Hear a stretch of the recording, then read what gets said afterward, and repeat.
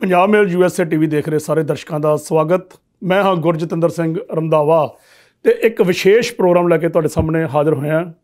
ਅੱਜ ਦੇ ਸਾਡੇ ਗੈਸਟ ਜਨਾਬ ਸੁਰਿੰਦਰ ਛਿੰਦਾ। ਸੁਰਿੰਦਰ ਛਿੰਦਾ ਇੱਕ ਉਹ ਨਾਂ ਆ ਜਿਨ੍ਹਾਂ ਨੇ ਪੰਜਾਬੀ ਗਾਇਕੀ ਵਿੱਚ ਆਪਣੀਆਂ ਧੂਮਾਂ ਪਾਈਆਂ। 4 ਦਹਾਕੇ ਤੋਂ ਵੱਧ ਸਮਾਂ ਲਗਾਤਾਰ ਇੱਕ ਤੋਂ ਇੱਕ ਜਿਹੜਾ ਗੀਤ ਉਹਨਾਂ ਦਾ ਉਹ ਹਿੱਟ ਹੋਇਆ। ਉਹਨਾਂ ਨੇ ਅਜਿਹੇ ਗੀਤ ਗਾਏ ਜਿਹੜੇ ਕਿ ਘਰਾਂ ਵਿੱਚ ਸੁਣਨ ਵਾਲੇ ਸਨ, ਚਾਹੇ ਸਾਡੀ ਮਾਂ ਬੈਠੀ ਆ, ਸਾਡੇ ਭੈਣ ਬੈਠੀ ਆ, ਸਾਡੀ ਧੀ ਬੈਠੀ ਆ, TV ਸਕਰੀਨ ਅੱਗਿਓਂ ਉੱਠ ਕੇ ਨਹੀਂ ਜਾਂਦੇ। ਉਹਨਾਂ ਨੂੰ ਪਤਾ ਇਹ ਸਾਫ ਸੁਥਰੀ ਗਾਇਕੀ ਦਾ ਇੱਕ ਸੁਥਰਾ ਗਾਇਕ ਆ ਅਤੇ ਇਸ ਮੁਕਾਮ 'ਤੇ ਅੱਜ ਉਹ ਪਹੁੰਚ ਚੁੱਕੇ ਆ ਜਦੋਂ ਕਿ ਉਸ ਗਾਇਕ ਨੂੰ ਇੱਕ ਉਸਤਾਦ ਗਾਇਕ ਵਜੋਂ ਮਾਨਤਾ ਜਿਹੜੀ ਆ ਉਹ ਮਿਲੀ ਆ। ਇੱਥੋਂ ਤੱਕ ਕਿ ਪੰਜਾਬ ਸਰਕਾਰ ਨੇ ਵੀ ਉਹਨਾਂ ਨੂੰ ਸ਼੍ਰੋਮਣੀ ਗਾਇਕ ਦਾ ਅਵਾਰਡ ਦਿੱਤਾ। ਹੋਰ ਬਹੁਤ ਸਾਰੇ ਅਵਾਰਡ ਉਹਨਾਂ ਨੂੰ ਮਿਲੇ ਆ।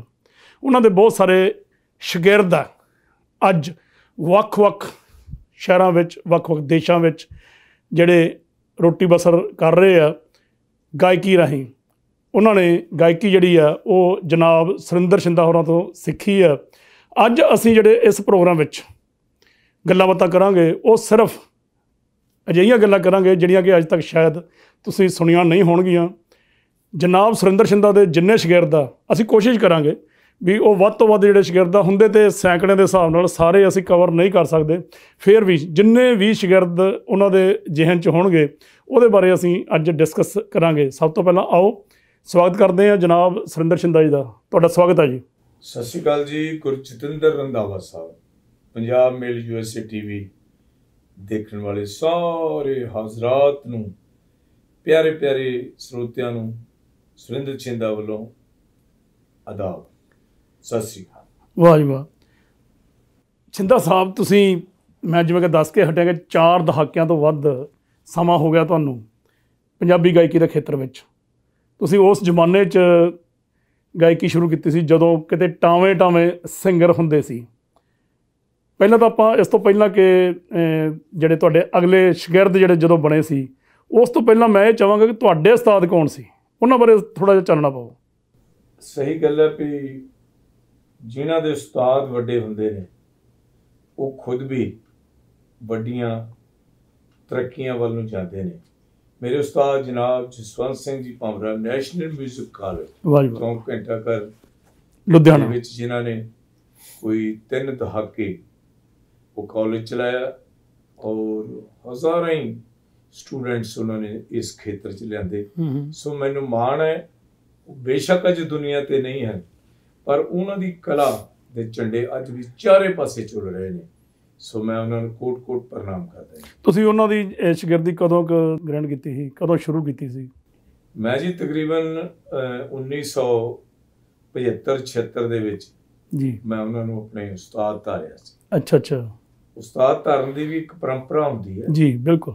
ਕਿਉਂਕਿ ਉਹ ਨਿਸ਼ਕਾਮ ਸਿਖਲਾਈ ਦਿੰਦੇ ਸੀ ਜੀ, ਬਿਨਾਂ ਫੀਸ ਤੋਂ। ਤੁਸੀਂ ਜਦੋਂ ਉਹਨਾਂ ਨੂੰ ਉਸਤਾਦ ਧਾਰਿਆ ਉਸ ਤੋਂ ਪਹਿਲਾਂ ਤੁਹਾਡੀ ਕੋਈ ਆਪਣੀ ਵੀ ਕੋਈ ਟ੍ਰੇਨਿੰਗ ਸੀ? ਤੁਸੀਂ ਘਰੇ ਕੋਈ ਰਿਆਜ਼ ਕਰਦੇ ਹੁੰਦੇ ਸੀ ਕਿ ਸਿੱਧਾ ਹੀ ਉਹਨਾਂ ਨੂੰ ਜਾ ਕੇ ਆਪਣਾ ਉਸਤਾਦ ਧਾਰ ਲਿਆ? ਬਹੁਤ ਵਧੀਆ ਗੱਲ ਹੈ ਕਿ ਉਹ ਉਸਤਾਦ ਐਸੇ ਸੀਗੇ, ਉਹ ਚਾਹੁੰਦੇ ਹੁੰਦੇ ਸੀ ਕਿ ਨਾ ਕੋਈ ਮੇਰਾ ਟਾਈਮ ਖਰਾਬ ਕਰੇ, ਨਾ ਮੈਂ ਕਿਸੇ ਦਾ ਖਰਾਬ ਕਰਾਂ। ਹੁਣ ਮੈਂ ਤਾਂ ਆਪਣੇ ਪਰਿਵਾਰ ਦੇ ਵਿੱਚ ਹੀ ਆਪਣੇ ਸੰਗੀਤਕ ਮਾਹੌਲ ਦੇ ਵਿੱਚੋਂ ਉਹਨਾਂ ਦੇ ਕੋਲ ਗਿਆ। ਮੇਰੇ ਫਾਦਰ ਸਾਹਿਬ ਮਿਸਤਰੀ ਬਚਨ ਰਾਮ, ਸੋ ਕਾਰਪੈਂਟਰੀ ਕਰਦੇ ਸੀ, ਉਹਨਾਂ ਦੇ ਘਰੇ ਕੰਮ ਕਰਦੇ ਹੁੰਦੇ ਸੀ। ਸੋ ਮੈਂ ਬਾਪੂ ਜੀ ਨਾਲ ਜਦੋਂ ਗੱਲ ਕੀਤੀ ਕਿ ਅੱਜ ਕਿੱਥੇ ਮੈਨੂੰ ਲੈ ਕੇ ਜਾਣਾ, ਕਹਿੰਦੇ ਅੱਜ ਤੈਨੂੰ ਉਸਤਾਦ ਭੰਵਰਾ ਸਾਹਿਬ ਕੋਲ ਛੱਡਣ ਜਾਣਾ ਜੀ ਜੀ। ਸੋ ਜਦੋਂ ਮੈਂ ਪਹਿਲੀ ਵਾਰੀ ਉਹਨਾਂ ਨੂੰ ਦੇਖਿਆ ਕਿ ਚਿਹਰੇ 'ਤੇ ਕਿਆ ਨੂਰ ਹੈ, ਸੋ ਚਿੱਟੀ ਪੱਗ ਤੇ ਰੱਬ ਵਰਗੇ ਸੰਤ ਰੂਪ ਉਹ ਉਸਤਾਦ, ਮੈਂ ਉਹਨਾਂ ਨੂੰ ਪ੍ਰਣਾਮ ਕੀਤਾ। ਸੋ ਮੈਨੂੰ ਇੱਦਾਂ ਲੱਗਿਆ ਕਿ ਜਿਸ ਮੁਰਸ਼ਿਦ ਨੂੰ ਮੈਂ ਲੱਭ ਰਿਹਾ ਅੱਜ ਉਹ ਮੈਨੂੰ ਮਿਲੇ।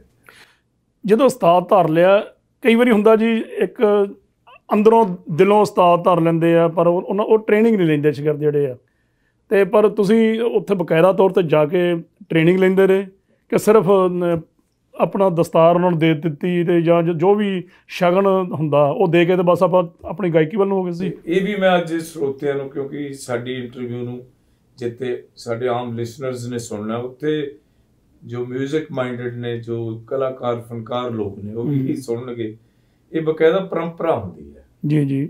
ਜਦੋਂ ਉਸਤਾਦ ਸਾਹਿਬ ਨਾਲ ਉਹਨਾਂ ਨੂੰ ਪੱਗ ਇਨਾਇਤ ਕੀਤੀ ਜਾਂਦੀ ਹੈ, ਪੱਗ ਦੇ ਉੱਤੇ ਸ਼ਗਨਾਂ ਦੇ ਲੱਡੂ ਹੁੰਦੇ ਨੇ, ਤੇ ਲੱਡੂਆਂ ਦੇ ਨਾਲ ਉਸਤਾਦ ਦਾ ਕੱਪੜਾ ਲੀੜਾ, ਜੋ ਵੀ ਕੁੜਤਾ ਪਜਾਮਾ, ਤੇ ਇਸ ਤੋਂ ਇਲਾਵਾ ਜਿੰਨੇ ਅੱਗੇ ਉਹਨਾਂ ਦੇ ਸ਼ਾਗਿਰਦ ਹੁੰਦੇ ਨੇ ਜੀ, ਉਹਨਾਂ ਨੂੰ ਖੂਬਸੂਰਤ ਰੁਮਾਲ ਔਰ ਉੱਤੇ ਨਜ਼ਰ ਦਿੱਤੀ ਜਾਂਦੀ ਹੈ। ਨਜ਼ਰ ਮਤਲਬ ਭਲੇ ਵੇਲਿਆਂ ਦੇ ਵਿੱਚ 5-10 ਰੁਪਏ ਹੁੰਦੇ ਸੀ ਜੀ। ਤੇ ਉਸਤਾਦ ਸਾਹਿਬ ਭੌਰਾ ਸਾਹਿਬ ਨੂੰ ਵੀ ਮੈਂ ਜਦੋਂ ਉਸ ਵੇਲੇ ਪੱਗ ਦਿੱਤੀ ਹੈ, ਤੇ ਮੇਰੇ ਕੋਲ ਤਾਂ ਰੁਪਈਏ 21 ਸੀਗੇ, 21 ਰੁਪਈਏ ਤੇ ਲੱਡੂ ਤੇ ਪੱਗ ਤੇ ਗੱਠ ਬੰਧਨ ਕੀਤਾ। ਫਿਰ ਉਹ ਇੱਥੇ ਮੌਲੀ ਦੇ ਨਾਲ ਗੱਠ ਬੰਨਦੇ ਨੇ ਵੀ ਹੁਣ ਤੂੰ ਸਾਡੇ ਪਰਿਵਾਰ ਦਾ, ਸੰਗੀਤਕ ਪਰਿਵਾਰ ਦਾ ਹਿੱਸਾ ਮੈਂਬਰ ਹੋ ਚੁੱਕਾ ਹੈ।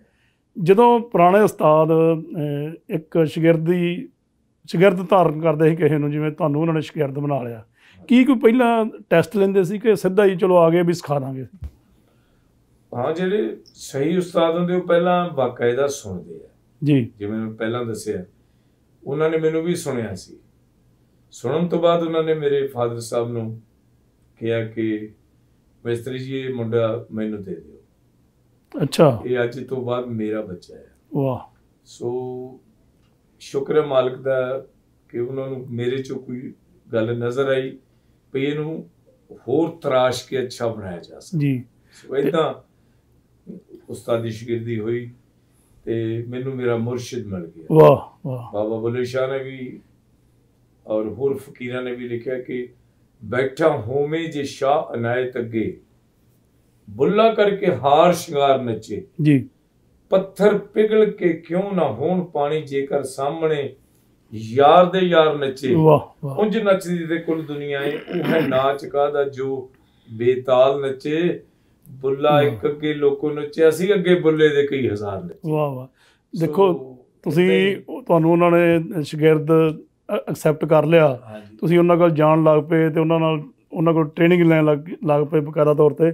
ਅੱਜ ਕੱਲ੍ਹ ਜਿਹੜੇ ਬਹੁਤੇ ਸਿੰਗਰ ਆ, ਬਹੁਤੇ ਮੈਂ ਕਹਿੰਦਾ ਸਾਰੇ ਨਹੀਂ, ਉਹ ਤੇ ਇਹ ਕਹਿੰਦੇ ਆ ਜੀ ਉਹ ਕਿੱਲਾ ਵੇਚ ਲਓ ਤੇ ਅਸੀਂ ਆਪਣਾ ਜਿਹੜਾ ਨੰਬਰ, ਸਾਡਾ ਇੱਕ ਗਾਣਾ ਜਿਹੜਾ ਹਿੱਟ ਹੋ ਜੇ, ਉਹਨੂੰ YouTube ਤੇ ਪਾ ਕੇ ਉਹਨੂੰ ਫਿਰ ਪ੍ਰਮੋਟ ਕਰਦੇ ਪੱਲਿਓਂ ਪੈਸੇ ਦੇ ਕੇ। ਤੇ ਅੱਜ ਕੱਲ੍ਹ ਤੇ ਉਹ ਸਿਸਟਮ ਚੱਲ ਪਿਆ ਜ਼ਿਆਦਾ।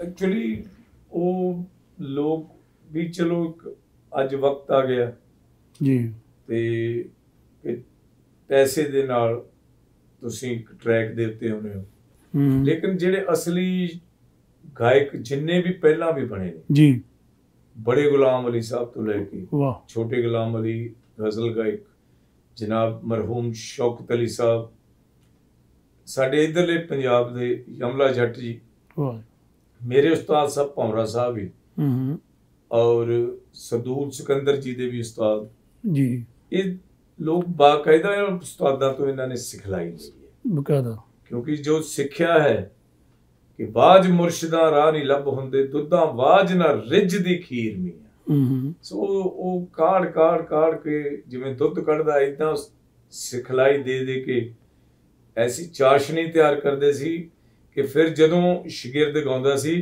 ਕਿ ਉਸਤਾਦ ਨੂੰ ਇੱਕੋ ਰੂਹਾਨੀਅਤ ਹੁੰਦੀ ਸੀ ਕਿ ਅੱਜ ਇਹ ਨਹੀਂ ਗਾ ਰਿਹਾ, ਅੱਜ ਮੇਰੀ ਬਜ਼ੁਰਗੀ ਗਾ ਰਹੀ ਹੈ ਜਾਂ ਮੇਰੀ ਸਿਖਲਾਈ ਗਾ ਰਹੀ।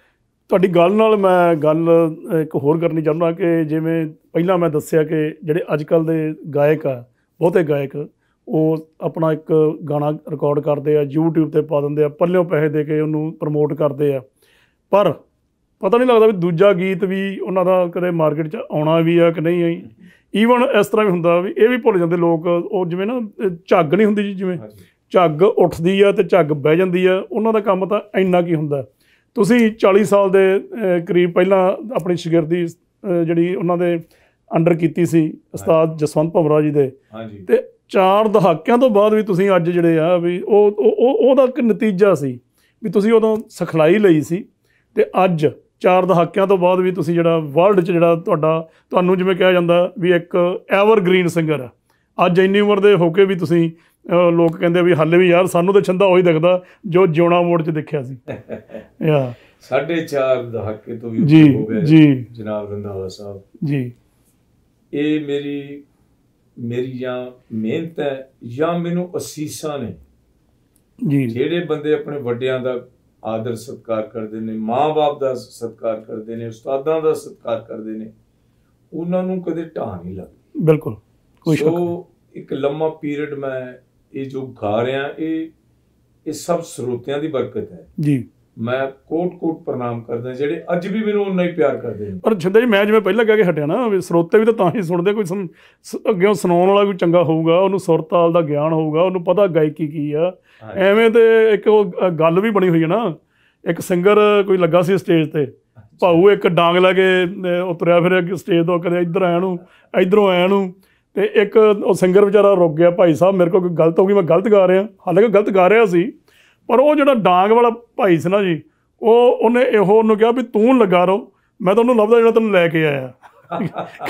ਕਈ ਵਾਰੀ ਇਸ ਤਰ੍ਹਾਂ ਦੇ ਸਿੰਗਰ ਹੁੰਦੇ ਸਟੇਜ ਤੇ ਵੀ ਬਰਦਾਸ਼ਤ ਨਹੀਂ ਹੁੰਦੇ, ਪਰ ਤੁਹਾਨੂੰ 4-4.5 ਦਹਾਕਿਆਂ ਤੋਂ ਲੋਕ ਜਿਹੜੇ ਆ ਉਹ ਸੁਣ ਰਹੇ ਆ, ਬਕਾਇਦਾ ਤੌਰ ਤੇ ਬਰਦਾਸ਼ਤ ਕਰ ਰਹੇ ਆ, ਤੁਹਾਨੂੰ ਘਰਾਂ ਵਿੱਚ ਸੁਣ ਰਹੇ ਆ, ਤੁਹਾਨੂੰ ਸਟੇਜਾਂ ਤੇ ਸੁਣ ਰਹੇ ਆ। ਤੁਹਾਡੇ ਜਿਹੜੇ ਪੁਰਾਣੇ ਗੀਤ ਆ ਅੱਜ ਵੀ ਜੇ ਅੱਜ ਕੱਢ ਕੇ ਸੁਣ ਲਈਏ ਤਾਂ ਐਂ ਲੱਗਦਾ ਵੀ ਸਦਾ ਬਹਾਰ ਗੀਤ ਹੈ।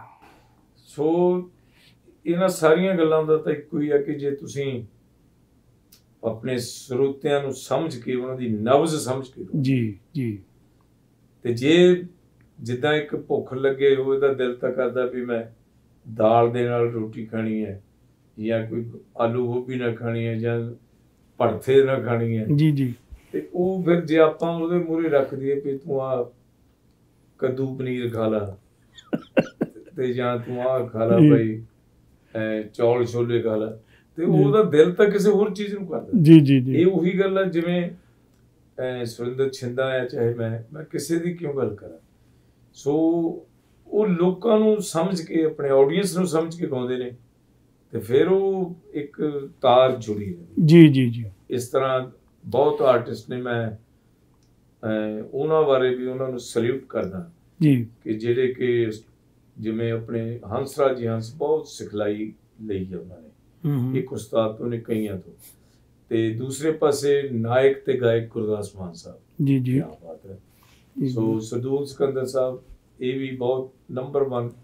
ਸੋ ਜਿਹੜੇ ਹੋਰ ਵੀ ਅੱਛੇ ਬੱਚੇ ਅੱਗੇ ਆਏ ਨੇ, ਕਮਲ ਖਾਨ ਹੈ, ਚਾਹੇ ਫਿਰੋਜ਼ ਖਾਨ ਹੈ, ਇਹ ਬਕਾਇਦਾ ਉਸਤਾਦਾਂ ਤੋਂ ਸਿੱਖੇ ਹੋਏ। ਜੀ ਕੋਈ ਜਿਹੜਾ ਬੰਦਾ ਸਿੱਖਿਆ ਹੁੰਦਾ, ਚਾਹੇ ਉਹ ਗਾਇਕ ਹੈ, ਚਾਹੇ ਉਹ ਭਲਵਾਨ ਹੈ, ਚਾਹੇ ਉਹ ਖਿਡਾਰੀ ਹੈ, ਉਹ ਮਾਰ ਨਹੀਂ ਖਾਂਦਾ ਜੀ। ਉਹ ਕਈ ਵਾਰੀ ਢਹਿੰਦਾ ਵੀ ਢਾਹ ਜਾਂਦਾ। ਐਗਜ਼ੈਕਟਲੀ, ਠੀਕ ਗੱਲ, ਕਿਉਂਕਿ ਉਹਨਾਂ ਨੇ ਮਾਰਾਂ ਖਾਧੀਆਂ ਹੁੰਦੀਆਂ ਜੀ। ਸੋ ਮੈਂ ਤਾਂ ਇਹੀ ਅੱਜ ਦਾ ਵਿਸ਼ਾ ਹੀ ਇਹ ਹੈ।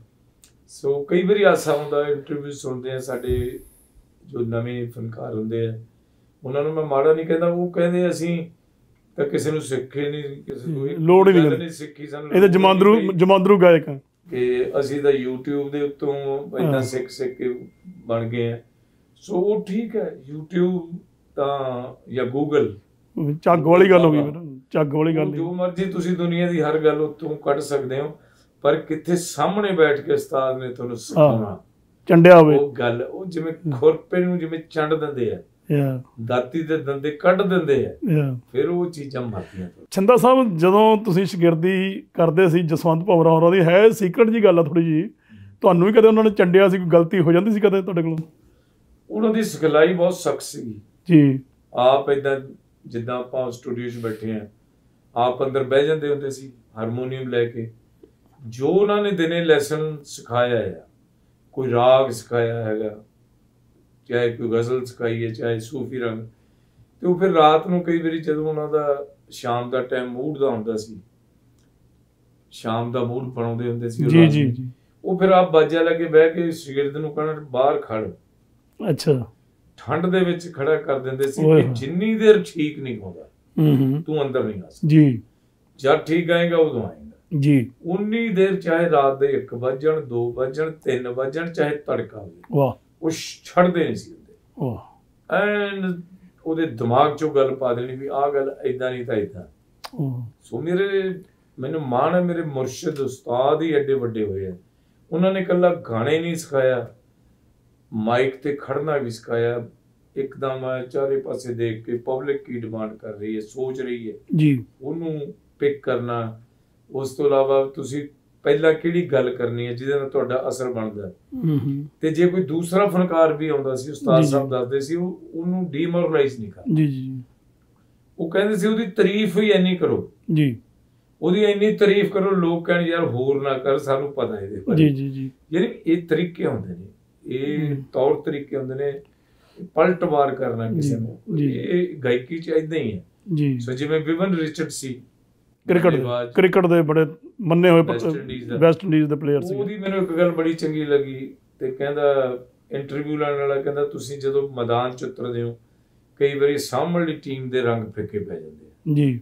ਉਹ ਕਹਿੰਦਾ ਹਾਂ, ਕਹਿੰਦਾ ਕਿਉਂਕਿ ਮੈਂ ਇੱਕ ਗੱਲ ਕਹਿੰਦਾ ਜਾਣਦਾ ਵੀ ਜਦੋਂ ਮੈਂ ਆਉਣਾ ਆ ਜਾਂ ਤਾਂ ਮੇਰੇ ਸਾਹਮਣੇ ਬੌਲਰ ਹੁੰਦਾ ਜਾਂ ਮੇਰੇ ਕੋਲ ਬੈਟ ਹੈ, ਹੋਰ ਕੁਝ ਨਹੀਂ ਪਤਾ। ਦੂਸਰੀ ਗੱਲ ਕਹਿੰਦਾ ਵੀ ਮੈਂ ਇਹ ਸੋਚ ਕੇ ਆਇਆ ਹੁੰਨਾ ਵੀ ਮੈਂ ਹਾਰਨਾ ਨਹੀਂ, ਜਿੱਤ ਮੇਰੀ ਹੈ ਜੀ। ਉਹ ਵੱਖਰੀ ਗੱਲ ਕਹਿੰਦਾ, ਜਿੱਤ ਨਾ ਵੀ ਕਈ ਵਾਰੀ ਬਾਈ ਚਾਂਸ ਹੋ ਜਾਂਦਾ। ਕੌਨਫੀਡੈਂਸ ਦੇਖੋ ਕੈਸੀ ਗੱਲ ਜੀ। ਸੋ ਏਦਾਂ ਦਾ ਕੌਨਫੀਡੈਂਸ ਜਿਹੜੇ ਫਨਕਾਰਾਂ ਦਾ ਹੁੰਦਾ ਉਹ ਮਾਰ ਨਹੀਂ ਖਾਂਦੇ ਜੀ। ਉਹ ਵਿਵਨ ਰਿਚਰਡ ਸਾਹਿਬ ਕਹਿੰਦੇ ਸੀ, ਕਹਿੰਦੇ ਮੈਂ ਕਿਸੇ ਵੇਲੇ ਵੀ ਗੇਮ ਦਾ ਰੁਖ ਬਦਲ ਸਕਦਾ। ਵਾਹ, ਕਿਸੇ ਵੇਲੇ ਵੀ ਜੀ ਜੀ। ਮੈਂ ਗੇਮ ਨੂੰ ਸਲੋ ਵੀ ਕਰ ਸਕਦਾ, ਫਾਸਟ ਵੀ ਕਰ ਸਕਦਾ, ਔਰ ਮੈਂ ਕਹਿੰਦਾ ਖੇਡਦਾ ਆ। ਸੋ ਇਹ ਚੀਜ਼ਾਂ ਹੀ ਆਪਣੇ ਆਰਟਿਸਟਾਂ ਨਾਲ ਹੈ। ਤੁਸੀਂ ਆਪਣੇ ਆਡੀਅנס ਨਾਲ ਖੇਲੋ, ਆਡੀਅנס ਨਾਲ ਵਧੀਆ ਗੱਲਾਂ ਕਰੋ। ਜੇ ਲੇਡੀਜ਼ ਬੈਠੀਆਂ ਉਹਨਾਂ ਨੂੰ ਵੀ ਐਸੇ ਅਦਬ ਸਤਿਕਾਰ ਦੇ ਨਾਲ ਮਾਣ ਬਖਸ਼ੋ ਕਿ ਉਹ ਕਹਿਣ ਇਹ ਗਾਇਕ ਨਹੀਂ, ਇਹ ਸਾਡੇ ਪਰਿਵਾਰ ਦਾ ਜੀ ਹੈ। ਬਹੁਤ ਅੱਛਾ। ਸੋ ਇਹ ਗੱਲਾਂ ਬਹੁਤ ਅੱਛੀ ਸੋਚ ਆ। ਇਹ ਤਾਂ ਹੋ ਗਿਆ ਸਾਡੇ ਪ੍ਰੋਗਰਾਮ ਦਾ ਪਹਿਲਾ ਹਿੱਸਾ। ਤੁਸੀਂ ਉਸਤਾਦੀ ਸ਼ਾਗਿਰਦੀ ਖੁਦ ਕੀਤੀ, ਤੁਸੀਂ ਸ਼ਾਗਿਰਦ ਰਹੇ, ਇੱਕ ਚੰਗੇ ਉਸਤਾਦ ਦੇ ਸ਼ਾਗਿਰਦ ਰਹੇ ਜਿਨ੍ਹਾਂ ਦਾ ਨਾਂ ਆ ਦੁਨੀਆ ਵਿੱਚ। ਉਹਨਾਂ ਨੇ ਹੋਰ ਵੀ ਬੜੇ ਸ਼ਾਗਿਰਦ ਪੈਦਾ ਕੀਤੇ ਆ ਅਤੇ ਮੇਰਾ ਖਿਆਲ ਵੀ ਕੋਈ ਵੀ ਉਹਨਾਂ ਦਾ ਸ਼ਾਗਿਰਦ ਜਿਹੜਾ ਅੱਜ ਕਿਸੇ ਨਾਲੋਂ ਵੀ ਘੱਟ ਨਹੀਂ। ਪਰ ਤੁਹਾਨੂੰ ਇੱਕ ਅਜਿਹਾ ਰੁਤਬਾ ਹਾਸਲ ਹੋਇਆ ਕਿ ਤੁਸੀਂ ਉਸਤਾਦ ਗਾਇਕ ਵਜੋਂ ਹੁਣ ਇਸ ਵੇਲੇ ਜਾਣੇ ਜਾਣ ਲੱਗ ਪਏ ਹੋ। ਬਾਕੀਆਂ ਦੇ ਸ਼ਾਗਿਰਦਾਂ ਨਾਲੋਂ ਥੋੜ੍ਹਾ ਤੁਹਾਡਾ ਰੁਤਬਾ ਉੱਚਾ। ਬਹੁਤ ਸਾਰੇ ਸ਼ਾਗਿਰਦ ਤੁਹਾਨੂੰ ਉਹਨਾਂ ਨੇ ਅਡੋਪਟ ਕੀਤਾ, ਤੁਹਾਨੂੰ ਉਹਨਾਂ ਨੇ ਮੰਨਿਆ। ਹਾਂਜੀ। ਪਹਿਲੇ ਸ਼ਾਗਿਰਦ ਤੋਂ ਲੈ ਕੇ ਅੱਜ ਤੱਕ ਦੇ ਸ਼ਾਗਿਰਦ ਤੱਕ ਤੁਹਾਨੂੰ ਸਾਰੇ ਯਾਦ ਹੈਗੇ ਆ ਵੀ ਕਿੰਨੇ ਕੁ ਸ਼ਾਗਿਰਦ ਹੋ ਚੁੱਕੇ ਆ? ਸ਼ਾਗਿਰਦ ਤਾਂ ਜਿੱਦਾਂ ਉਸਤਾਦ ਸਾਹਿਬ ਦੇ ਵੀ ਬਹੁਤ ਸ਼ਾਗਿਰਦ ਸੀਗੇ ਜੀ। ਸੋ ਉਹਨਾਂ ਨੂੰ ਵੀ ਮੈਂ ਸਲਾਮ ਕਰਦਾ। ਕਿਸ਼ਨ ਕੈਸ਼ ਸਾਹਿਬ ਅੱਜ ਕੱਲ੍ਹ ਇੱਥੇ ਟੈਕਸਸ ਨੇ, ਮਲਹਾਰ ਰਵਿੰਦਰ ਮਲਹਾਰ। ਸੋ ਇਹਦੇ ਤੋਂ ਇਲਾਵਾ ਹੋਰ ਉਹਨਾਂ ਦੇ ਨੇਕਾਂ ਸ਼ਾਗਿਰਦ ਨੇ, ਕਰਮਜੀਤ ਧੂਰੀ, ਹਰਚਰਨ ਗਰੇਵਾਲ ਔਰ ਕਰਮਜੀਤ ਗਰੇਵਾਲ, ਹਰਚਰਨ ਗਰੇਵਾਲ, ਸਾਬਰ ਹੁਸੈਨ। ਇਹ ਲੋਕ ਉਹਨਾਂ ਦੇ ਸ਼ਾਗਿਰਦ ਸੀ। ਉਹਨਾਂ ਦੀ ਵੀ ਗਿਣਤੀ ਬਹੁਤ ਸੀ, ਪਰ ਆਪਾਂ ਆਪਣੇ ਹੁਣ ਆਪਣੇ ਸ਼ਾਗਿਰਦਾਂ ਚ ਜਾਈਏ, ਸ਼ਾਗਿਰਦ ਬਹੁਤ ਜ਼ਿਆਦਾ ਹੋ ਗਏ ਜੀ। ਮੈਨੂੰ ਤਾਂ ਚੇਤੇ ਵੀ ਨਹੀਂ ਜੀ। ਉਹ ਜਿਵੇਂ ਸ਼ਮਸ਼ੇਰ ਸੰਧੂ ਸਾਹਿਬ ਕਹਿੰਦੇ ਸੀ ਇੱਕ ਵਾਰੀ, ਮੈਨੂੰ ਕਹਿੰਦੇ ਯਾਰ ਆਪਾਂ ਬਾਹਰ ਟੂਰਾਂ ਟਾਰਾਂ ਤੇ ਆਉਂਦੇ ਹੁੰਦੇ ਸੀ ਕੈਨੇਡਾ ਅਮਰੀਕਾ, ਵੀ ਜਦੋਂ ਵੀ ਤੂੰ ਕਿਤੇ ਉਤਰਦਾ ਯਾਰ ਹਰ ਏਅਰਪੋਰਟ ਤੇ ਤੇਰੇ 5-4 ਸ਼ਾਗਿਰਦ ਖੜੇ ਹੁੰਦੇ। ਸੋ ਵੈਸੇ ਜਿਹੜੇ ਅੱਜ ਕੱਲ੍ਹ ਬਹੁਤ ਨਾਮੀ ਸ਼ਾਗਿਰਦ ਹੋਏ ਨੇ, ਸੋ ਜਿਨ੍ਹਾਂ ਦੇ ਉੱਤੇ ਮੈਨੂੰ ਮਾਣ ਹੈ, ਮੈਂ ਉਹਨਾਂ ਨੂੰ ਇਹ ਕਹਿਣਾ ਉਹ ਸ਼ਾਗਿਰਦ ਨਹੀਂ, ਮੇਰੇ ਪੁੱਤ ਹੀ ਰਹੇ ਨੇ, ਪੁੱਤਾਂ ਵਾਂਗ ਸਿਖਾਏ ਨੇ ਪਰਿਵਾਰ। ਪਰ ਬੜਾ ਨਾਮ ਬਣਿਆ ਉਹਨਾਂ ਦਾ, ਜਿਵੇਂ ਕਿ ਅਮਰ ਸਿੰਘ ਚਮਕੀਲਾ।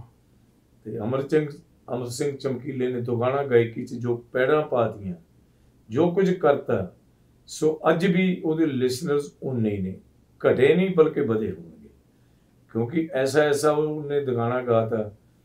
ਠੀਕ ਹੈ, ਉਹਨੂੰ ਕਈ ਵਾਰੀ ਕਹਿੰਦੇ ਸੀ ਉਹ ਥੋੜ੍ਹਾ ਜਿਹਾ ਗਰਮ ਗਾਉਂਦਾ, ਤਿੱਖਾ ਗਾਉਂਦਾ। ਤੇ ਮੈਂ ਕਈ ਵਾਰੀ ਦੇਖਿਆ ਵੀ ਬਜ਼ੁਰਗ ਆਪਣੇ ਨਿਆਣੇ ਨੂੰ ਕਹਿੰਦੇ ਸੀ ਓਏ ਚਮਕੀਲਾ ਨਾ ਸੁਣਿਓ, ਪਰ ਰਾਤ ਨੂੰ ਰਜਾਈ ਦੇ ਵਿੱਚ ਟੇਪ ਰਿਕਾਰਡ ਰੱਖ ਕੇ ਆਪ ਸੁਣਦੇ, ਬਜ਼ੁਰਗ ਆਪ ਸੁਣਦੇ ਸੀ। ਸੋ ਏਦਾਂ ਮੈਨੂੰ ਮਾਣ ਹੈ ਆਪਣੇ ਉਸ ਸ਼ਾਗਿਰਦ ਤੇ।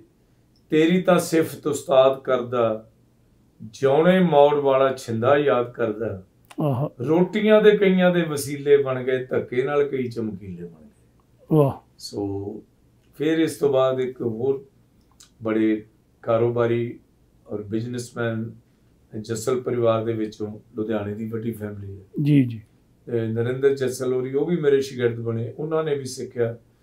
ਸੋ ਅੱਜ ਕੱਲ੍ਹ ਰੂਹਾਨੀਅਤ ਦੇ ਵਿੱਚ ਨੇ, ਸੋ ਇੱਕ ਡੇਰਾ ਚਲਾ ਰਹੇ ਨੇ, ਸੋ ਉਹ ਵੀ ਬੜਾ ਅੱਛਾ ਗਾਉਂਦੇ ਨੇ ਜੀ ਜੀ। ਸੋ ਇਸ ਤੋਂ ਇਲਾਵਾ ਕੁਲਦੀਪ ਪਾਰਸ ਬੜਾ ਨਾਮੀ ਕੁਲਦੀਪ ਪਾਰਸ ਸਿੰਗਰ ਤਾਂ ਸੀ ਤੁਸੀਂ ਜਦੋਂ ਆਪ ਇੰਡੀਆ ਸੀਗੇ ਜੀ। ਤੁਸੀਂ ਆ ਕੇ ਦੇਖਦੇ ਰਹੇ ਹੋ, ਉਹਦੀ ਬੜੀ ਮਿਹਨਤ ਕਰਾਈ, ਬੜਾ ਹਿੱਟ ਹੋਇਆ। ਸੋ ਇੰਨਾ ਕਿ ਉਹਦੀ ਆਵਾਜ਼ ਦਾ ਇੱਕ ਆਪਣਾ ਹੀ ਰੰਗ ਸੀ, ਇੱਕ ਟੋਨ ਉਹਨੂੰ ਵੱਖਰੀ ਮਿਲੀ ਸੀ ਜਿਹੜੀ ਦਿਲਾਂ ਨੂੰ ਟੁੰਬਦੀ ਸੀ। ਬੇਸ ਬਹੁਤ ਸੀ ਉਹਦੀ ਆਵਾਜ਼ 'ਚ। ਤੇ ਬੁਲੰਦ ਵੀ ਗਾਉਂਦਾ ਸੀ, ਬੇਸ 'ਚ ਵੀ ਗਾਉਂਦਾ ਸੀ। ਸੋ ਉਹ ਵੀ, ਉਸਨੇ ਵੀ ਦੁਨੀਆ 'ਚ ਮੇਰਾ ਨਾਮ ਬਹੁਤ ਉੱਚਾ ਕੀਤਾ ਜੀ। ਇੰਸ਼ਾਅੱਲਾ ਸਲਾਮਤ ਰਵੇ, ਵਾਹਿਗੁਰੂ ਨੂੰ ਚਰਨਾਂ 'ਚ ਹੀ ਰੱਖੇ ਆਪਣੇ। ਹਾਂਜੀ, ਇੱਕ ਸੋਹਣ ਸਿਕੰਦਰ ਤੁਹਾਡੇ ਸੋਹਣ ਸਿਕੰਦਰ, ਹਾਂਜੀ ਵਾਹ ਵਾਹ। ਦੇਖ ਲਓ ਮੈਨੂੰ ਯਾਦ ਆ ਰਹੇ ਤੁਹਾਡੇ ਕਿਉਂਕਿ ਮੈਂ ਖੁਦ ਲੁਧਿਆਣੇ ਰਿਹਾ ਤੇ ਤੁਹਾਡਾ ਮੈਨੂੰ ਕਾਫੀ ਇੱਥੇ ਸਾਥ ਕਰਨ ਨੂੰ ਮਿਲਿਆ। ਇਹ ਜਿਹੜੇ ਸੋਹਣ ਸਿਕੰਦਰ ਹੈ, ਸਰਦੂਲ ਸਿਕੰਦਰ ਸਾਹਿਬ ਦਾ ਸਗਾ ਭਾਣਜਾ ਸੀ। ਜੀ ਜੀ। ਤੇ ਮੈਨੂੰ ਬੜੀ ਉਸ ਵਕਤ ਦੀ ਗੱਲ ਅੱਜ ਵੀ ਯਾਦ ਆਉਂਦੀ ਹੈ ਕਿ ਅਸੀਂ ਬੱਸ ਸਟੈਂਡ ਦੇ ਕੋਲ ਸੀਤਾਨਗਰ ਰਹਿੰਦੇ ਸੀ ਕਿ ਇੱਕ ਬਜ਼ੁਰਗ ਮੀਰ ਆਲਮਾਂ ਦਾ ਪਰਿਵਾਰ, ਉਹ ਜਦੋਂ ਪਰਿਵਾਰ ਮੇਰੇ ਕੋਲ ਆਇਆ, ਮੀਰ ਆਲਮਾਂ ਦਾ ਪਰਿਵਾਰ, ਉਹ ਕਹਿੰਦੇ ਅਸੀਂ ਆਪਣਾ ਬੱਚਾ ਤੁਹਾਡਾ ਸ਼ਾਗਿਰਦ ਪਾਉਣਾ ਜੀ। ਤੇ ਮੈਂ ਕਿਹਾ ਵੀ ਤੁਹਾਡੇ ਤਾਂ ਆਪਣੇ ਪਰਿਵਾਰ 'ਚ ਸਰਦੂਲ ਸਿਕੰਦਰ ਜੀ ਨੇ। ਤੇ ਉਹ ਕਹਿੰਦੇ ਜੀ ਬੇਸ਼ੱਕ ਉਹ ਇਹਦਾ ਮਾਮਾ ਲੱਗਦਾ, ਪਰ ਅਸੀਂ ਸਿਖਾਉਣਾ ਤੁਹਾਡੇ। ਤੇ ਫਿਰ ਬਕਾਇਦਾ ਰਸਮ ਹੋਈ, ਜਿੱਦਾਂ ਰਸਮ ਹੁੰਦੀ ਆ, ਉਹ ਵੀ ਆਪਣਾ ਸ਼ਾਗਿਰਦ ਹੈ। ਸੋ ਇਸ ਤਰ੍ਹਾਂ ਸੋਹਣ ਸਿਕੰਦਰ ਨੇ ਵੀ ਦੁਨੀਆ 'ਚ ਬੜਾ ਨਾਮ ਕੀਤਾ, ਬਹੁਤ ਨਾਮ ਸੀ ਉਹਨਾਂ ਦਾ। ਸੋ ਮੈਨੂੰ ਖੁਸ਼ੀ ਹੈ ਵੀ ਉਹ ਇੱਕ ਵਾਰੀ ਸਾਡੇ ਜਗਰਾਤਾ ਸੀ ਤੇ ਸਲੀਮ ਔਰ ਪੂਰਨ ਜੀ ਸਾਰੇ ਆਏ ਹੋਏ ਸੀ, ਹੋਰ ਵੀ ਆਰਟਿਸਟ ਸੀ। ਤੇ ਉਸ ਵੇਲੇ ਸੋਹਣ ਸਿਕੰਦਰ ਬਹੁਤ ਭਿੜ ਕੇ ਗਾਇਆ ਸੀ ਸਲੀਮ ਦੇ ਨਾਲ। ਜੀ ਜੀ। ਉਸ ਵੇਲੇ ਉਸਤਾਦਾਂ ਦੇ ਫਿਰ ਸ਼ਮਲੇ ਉੱਚੇ ਹੋ ਜਾਂਦੇ ਨੇ। ਤੁਹਾਡੇ ਹੋਰ ਵੀ ਬੜੇ ਸ਼ਾਗਿਰਦ ਸੀ, ਜਿਸ ਤਰ੍ਹਾਂ ਗੋਲਡੀ ਚੌਹਾਨ ਸੀ ਜਾਂ ਅਸ਼ਵਨੀ ਵਰਮਾ ਸੀ ਜਾਂ ਐਂਡੀ ਸੀ ਜਾਂ ਸਾਡੇ ਅਮਰੀਕਾ ਦਾ ਮੁੰਡਾ ਸੱਤੀ ਸਤਿੰਦਰ ਸੀ, ਤੇ ਉਹਦਾ ਵੀ ਬੜਾ ਦੇਖੋ ਜੀ ਸੱਤੀ ਜਿਹੜਾ ਹੈ, ਸੱਤੀ ਸਤਵਿੰਦਰ। ਸੱਤੀ ਬਾਰੇ ਮੈਂ ਇੰਨਾ ਕਹੂੰਗਾ ਕਿ ਇੱਥੇ ਸਾਰੇ ਲੋਕ ਅੱਛੇ ਨੇ ਜੀ ਜੀ। ਕਿਸੇ ਨੂੰ ਨਹੀਂ ਅਸੀਂ ਮਾੜਾ ਕਹਿ ਸਕਦੇ, ਪਰ ਜਿਹੜਾ ਬੰਦੇ ਚੋਂ ਉਸਤਾਦ ਦੀ ਖੁਸ਼ਬੂ ਆਉਂਦੀ ਹੈ ਜੀ, ਉਹ ਅਸਲੀ ਸ਼ਾਗਿਰਦ ਹੁੰਦਾ ਜੀ ਜੀ। ਇੱਥੇ ਸਾਰਿਆਂ ਨਾਲੋਂ ਵਧੀਆ ਗਾਉਣ ਵਾਲਾ ਮੁੰਡਾ ਹੈ ਉਹ ਜੀ। ਜਿੰਨੇ ਗਾਇਕ ਨੇ ਸਾਰਿਆਂ ਨੂੰ ਸਲੂਟ ਹੈ, ਪਰ ਉਹ he is the better than all, ਸਾਰਿਆਂ ਤੋਂ ਬੈਟਰ ਹੈ। ਉਹਨੇ ਕਾਫੀ ਨਾਮ ਨਾਲ ਖੱਟੇ, ਉਹ ਜਿੱਥੇ ਪੰਜਾਬੀ ਗਾਉਂਦਾ ਨਾਲ ਹਰਿਆਣਵੀ ਵੀ ਗਾਈ ਜਾਂਦਾ। ਹਾਂਜੀ ਹਰਿਆਣਵੀ, ਉਹ ਮਤਲਬ ਆਲਮੋਸਟ ਉਹਦਾ ਜਿਹੜਾ ਪਿਛਲਾ ਜਿਹੜਾ ਪਿਛੋਕੜ ਆ ਉਹ ਹਰਿਆਣੇ ਤੋਂ ਵੀ ਆ। ਹਾਂਜੀ, ਨਹੀਂ ਬਹੁਤ ਅੱਛਾ, ਮੈਨੂੰ ਮਾਣ ਹੈ, ਉਹਨੇ ਵੀ ਸਾਡਾ ਨਾਮ ਉੱਚਾ ਕੀਤਾ। ਜੀ ਜੀ। ਸੋ ਜਿਹੜਾ ਗੋਲਡੀ ਚੌਹਾਨ ਹੈ ਜੀ ਜੀ, ਉਹ ਪਰੰਪਰਾਵਾਦੀ ਸ਼ਾਗਿਰਦ ਹੈ ਜੀ। ਉਹ ਉੱਥੇ ਇੱਕ ਚੌਹਾਨ ਅਕੈਡਮੀ ਚਲਾ ਰਿਹਾ। ਅੱਛਾ। ਉਹ ਸਟੂਡੈਂਟਾਂ ਨੂੰ ਸਿੱਖਿਆ ਦਿੰਦਾ। ਠੀਕ ਹੈ। ਬਹੁਤ ਸੋਹਣੀ ਉਹਦੀ ਅਕੈਡਮੀ ਚੱਲ ਰਹੀ ਹੈ। ਜਿਹੜਾ ਅਸ਼ਵਨੀ ਵਰਮਾ ਜੀ, ਉਹ ਵੀ ਮੇਰਾ ਸ਼ਾਗਿਰਦ ਹੈ, ਬਹੁਤ ਅੱਛਾ ਸਿਕੰਦਰ। ਉਹ ਮੇਰੇ ਵਾਂਗੂ ਫੋਕ ਗਾਉਂਦਾ ਜੀ। ਕਈ ਵਾਰੀ ਏਦਾਂ ਲੱਗਦਾ ਹੁੰਦਾ ਭੁਲੇਖਾ, ਲੋਕ ਮੈਨੂੰ ਦੱਸਦੇ ਸੀ ਫਲਾਨੀ ਸਟੇਜ ਤੇ ਉਹਨੇ ਜਿਉਣਾ ਮੌੜ ਛਤਰ ਚੜਾਉਣ ਚੱਲਿਆ, ਬਿਲਕੁਲ ਤੁਹਾਡੇ ਵਾਂਗੂ ਜੀ ਜੀ। ਸੋ ਅੱਜ ਕੱਲ੍ਹ ਉਹਦਾ ਸਟੂਡੀਓ ਹੈ, ਬਹੁਤ ਕਮਾਲ ਦਾ ਸਟੂਡੀਓ ਹੈ, ਰਿਕਾਰਡਿਸਟ ਹੈ, ਕੰਪੋਜ਼ਰ ਹੈ, ਗਾਇਕ ਹੈ, ਨਾਇਕ ਹੈ। ਸੋ ਇਸੇ ਤਰ੍ਹਾਂ ਜੋ ਐਨਡੀ ਹੈ, ਐਨਡੀ ਆਰਕਾਂਸਾ ਸਟੇਟ ਦੇ ਵਿੱਚ ਅਮਰੀਕਾ ਜੀ, ਉੱਥੇ ਪ੍ਰਾਪਰਟੀ ਕਾਰੋਬਾਰ 'ਚ ਵੀ ਪੈ ਗਿਆ, ਹੁਣ ਵੀ ਗਾਉਂਦਾ। ਤੇ ਸੋ ਬਹੁਤ ਜ਼ਿਆਦਾ ਸ਼ਾਗਿਰਦ ਨੇ। ਸੋ ਮੈਨੂੰ ਮਾਣ ਹੈ ਵੀ ਸਾਡੇ ਉਸਤਾਦ ਭੌਰਾ ਸਾਹਿਬ ਦੀ ਬਖਸ਼ਿਸ਼ ਐਸੀ ਹੋਈ ਹੈ, ਸਾਡੇ ਸ਼ਾਗਿਰਦ ਕੋਈ ਵੀ ਇਹ ਨਹੀਂ ਵੀ ਭੁੱਖੇ ਰਹਿਣਗੇ ਜੀ ਜੀ, ਉਹਨਾਂ ਨੂੰ ਰੋਟੀ ਰੱਬ ਦਿੰਦਾ ਜੀ ਜੀ। ਸੋ ਇਸ ਤੋਂ ਇਲਾਵਾ ਪ੍ਰੇਮ ਸੀ, ਜੋਗਿੰਦਰ ਸੀ, ਹੋਰ ਵੀ ਮੈਨੂੰ ਨਾਂ ਹੌਲੀ ਹੌਲੀ ਯਾਦ ਆ ਰਹੇ ਆ। ਢਾਲੀਵਾਲ ਇਲਾਕੇ ਦੇ ਵਿੱਚ ਪਿੰਡ ਪੈਂਦਾ ਸਿੰਘਪੁਰਾ ਜੀ, ਉਹ ਪਰਿਵਾਰ ਸਾਰਾ ਹੀ ਗਾਉਂਦਾ। ਓਕੇ। ਪ੍ਰੇਮ ਸਿੰਘ ਪੁਰੀਆ, ਜੋਗਿੰਦਰ ਸਿੰਘ ਪੁਰੀਆ, ਇਹ ਮਾਸਟਰ ਨੇ। ਅੱਗੇ ਉਹਨਾਂ ਦੇ ਬੇਟੇ ਵੀ ਸਾਰੇ ਗਾਉਂਦੇ ਆ ਜੀ ਜੀ। ਦੇਖੋ ਸਾਰੇ ਸਾਡੇ ਸ਼ਾਗਿਰਦ ਨੇ ਜੀ, ਔਰ ਬੜੇ ਸੁਰੀਲੇ ਹੀ ਗਾਉਂਦੇ ਨੇ ਉਹ ਜੀ ਜੀ। ਇਹ ਨਹੀਂ ਵੀ ਐਵੇਂ ਟਾਈਮ ਪਾਸ ਕਰਦੇ ਨੇ, ਉਹ ਵੀ ਬੜੇ ਉਹਨਾਂ ਨੇ ਨਾਮ ਨਾਲ ਖੱਟੇ ਆ ਔਰ ਖੱਟ ਰਹੇ ਨੇ। ਸੋ ਮਕਸਦ ਤਾਂ ਇਹ ਹੈ ਵੀ ਕਰਮ ਤੁਹਾਨੂੰ ਮਾਲਕ ਨੇ ਦੇਣਾ, ਲੇਕਿਨ ਕਰਮ ਬਣਨਾ ਕਿਵੇਂ ਹੈ? ਰਿਆਜ਼ ਦਾ ਕਰਮ ਕਰਕੇ ਜੀ ਜੀ। ਜਿਹੜਾ ਰਿਆਜ਼ ਹੈ ਉਹ ਵਿਆਜ ਮੋੜਦਾ ਬਿਲਕੁਲ। ਸੋ ਜਿੰਨੇ ਵੀ ਤੁਸੀਂ ਹੋ, ਚਾਹੇ ਕੋਈ ਖਿਡਾਰੀ ਹੈ ਤੇ ਚਾਹੇ ਕੋਈ ਡਰਾਮਾ ਆਰਟਿਸਟ ਹੈ, ਚਾਹੇ ਕੋਈ ਸਿੰਗਰ ਹੈ, ਚਾਹੇ ਕੋਈ ਭਲਵਾਨ ਹੈ, ਸਦਾ ਉਸਤਾਦਾਂ ਦਾ ਸਤਿਕਾਰ ਕਰੋ, ਕਿਉਂਕਿ ਉਸਤਾਦ ਨੇ ਤੁਹਾਨੂੰ ਇੱਕ ਵਾਰੀ ਦੁਆ ਦੇਤੀ ਤੇ ਉਹ ਲੱਗਣੀ ਹੈ। ਕਿਤੇ ਉਸਤਾਦ ਨੇ ਖਿੱਚ ਕੇ ਇੱਕ ਵਾਰੀ ਬਦਦੁਆ ਦੇਤੀ, 7 ਜਨਮ ਨਹੀਂ ਤੁਸੀਂ ਫਿਰ ਤਰੱਕੀ ਦੇ ਮਾਰਗ ਵੱਲ ਜਾ ਸਕਦੇ। ਐਗਜ਼ੈਕਟ। ਉਸਤਾਦ ਤਾਂ ਤੁਹਾਡੇ ਹੋਰ ਵੀ ਬਹੁਤ ਹੈਗੇ ਆ, ਕਿਉਂਕਿ ਤੁਹਾਨੂੰ ਤਾਂ ਕਿਹਾ ਹੀ ਅੱਜ ਕੱਲ੍ਹ ਉਸਤਾਦ ਸੁਰਿੰਦਰ ਸ਼ਿੰਦਾ ਦੇ ਨਾਂ ਤੋਂ ਲੋਕ ਜਾਣਦੇ ਆ, ਕਿਉਂਕਿ ਤੁਹਾਡਾ ਰੁਤਬਾ ਬਹੁਤ ਹਾਈ ਹੋ ਗਿਆ। ਤੁਹਾਡੇ ਪਰਿਵਾਰ 'ਚੋਂ ਵੀ ਤੁਹਾਡੇ ਆਪਣੇ ਜਿਹੜੇ ਬੇਟੇ ਆ ਤੇ ਉਹ ਵੀ ਗਾਇਕੀ 'ਚ ਉਹਨਾਂ ਨੇ ਪੂਰਾ ਇਸ ਵੇਲੇ ਆਪਣਾ ਸਥਾਨ ਬਣਾ ਲਿਆ। ਉਹਦੇ ਬਾਰੇ ਵੀ ਚਾਨਣਾ ਪਾਓ ਵੀ ਤੁਹਾਡੇ ਕੋਲੋਂ ਸਿੱਖੇ ਹੋ। ਬੜੀ ਖੁਸ਼ੀ ਹੈ ਕਿ ਮਨਿੰਦਰ ਸ਼ਿੰਦਾ ਬੜਾ ਅੱਛਾ ਗਾ ਰਿਹਾ, ਮੇਰਾ ਬੇਟਾ ਬੜਾ ਪਿਆਰਾ ਹੈ, ਫੇਸ ਵੀ ਹੈ।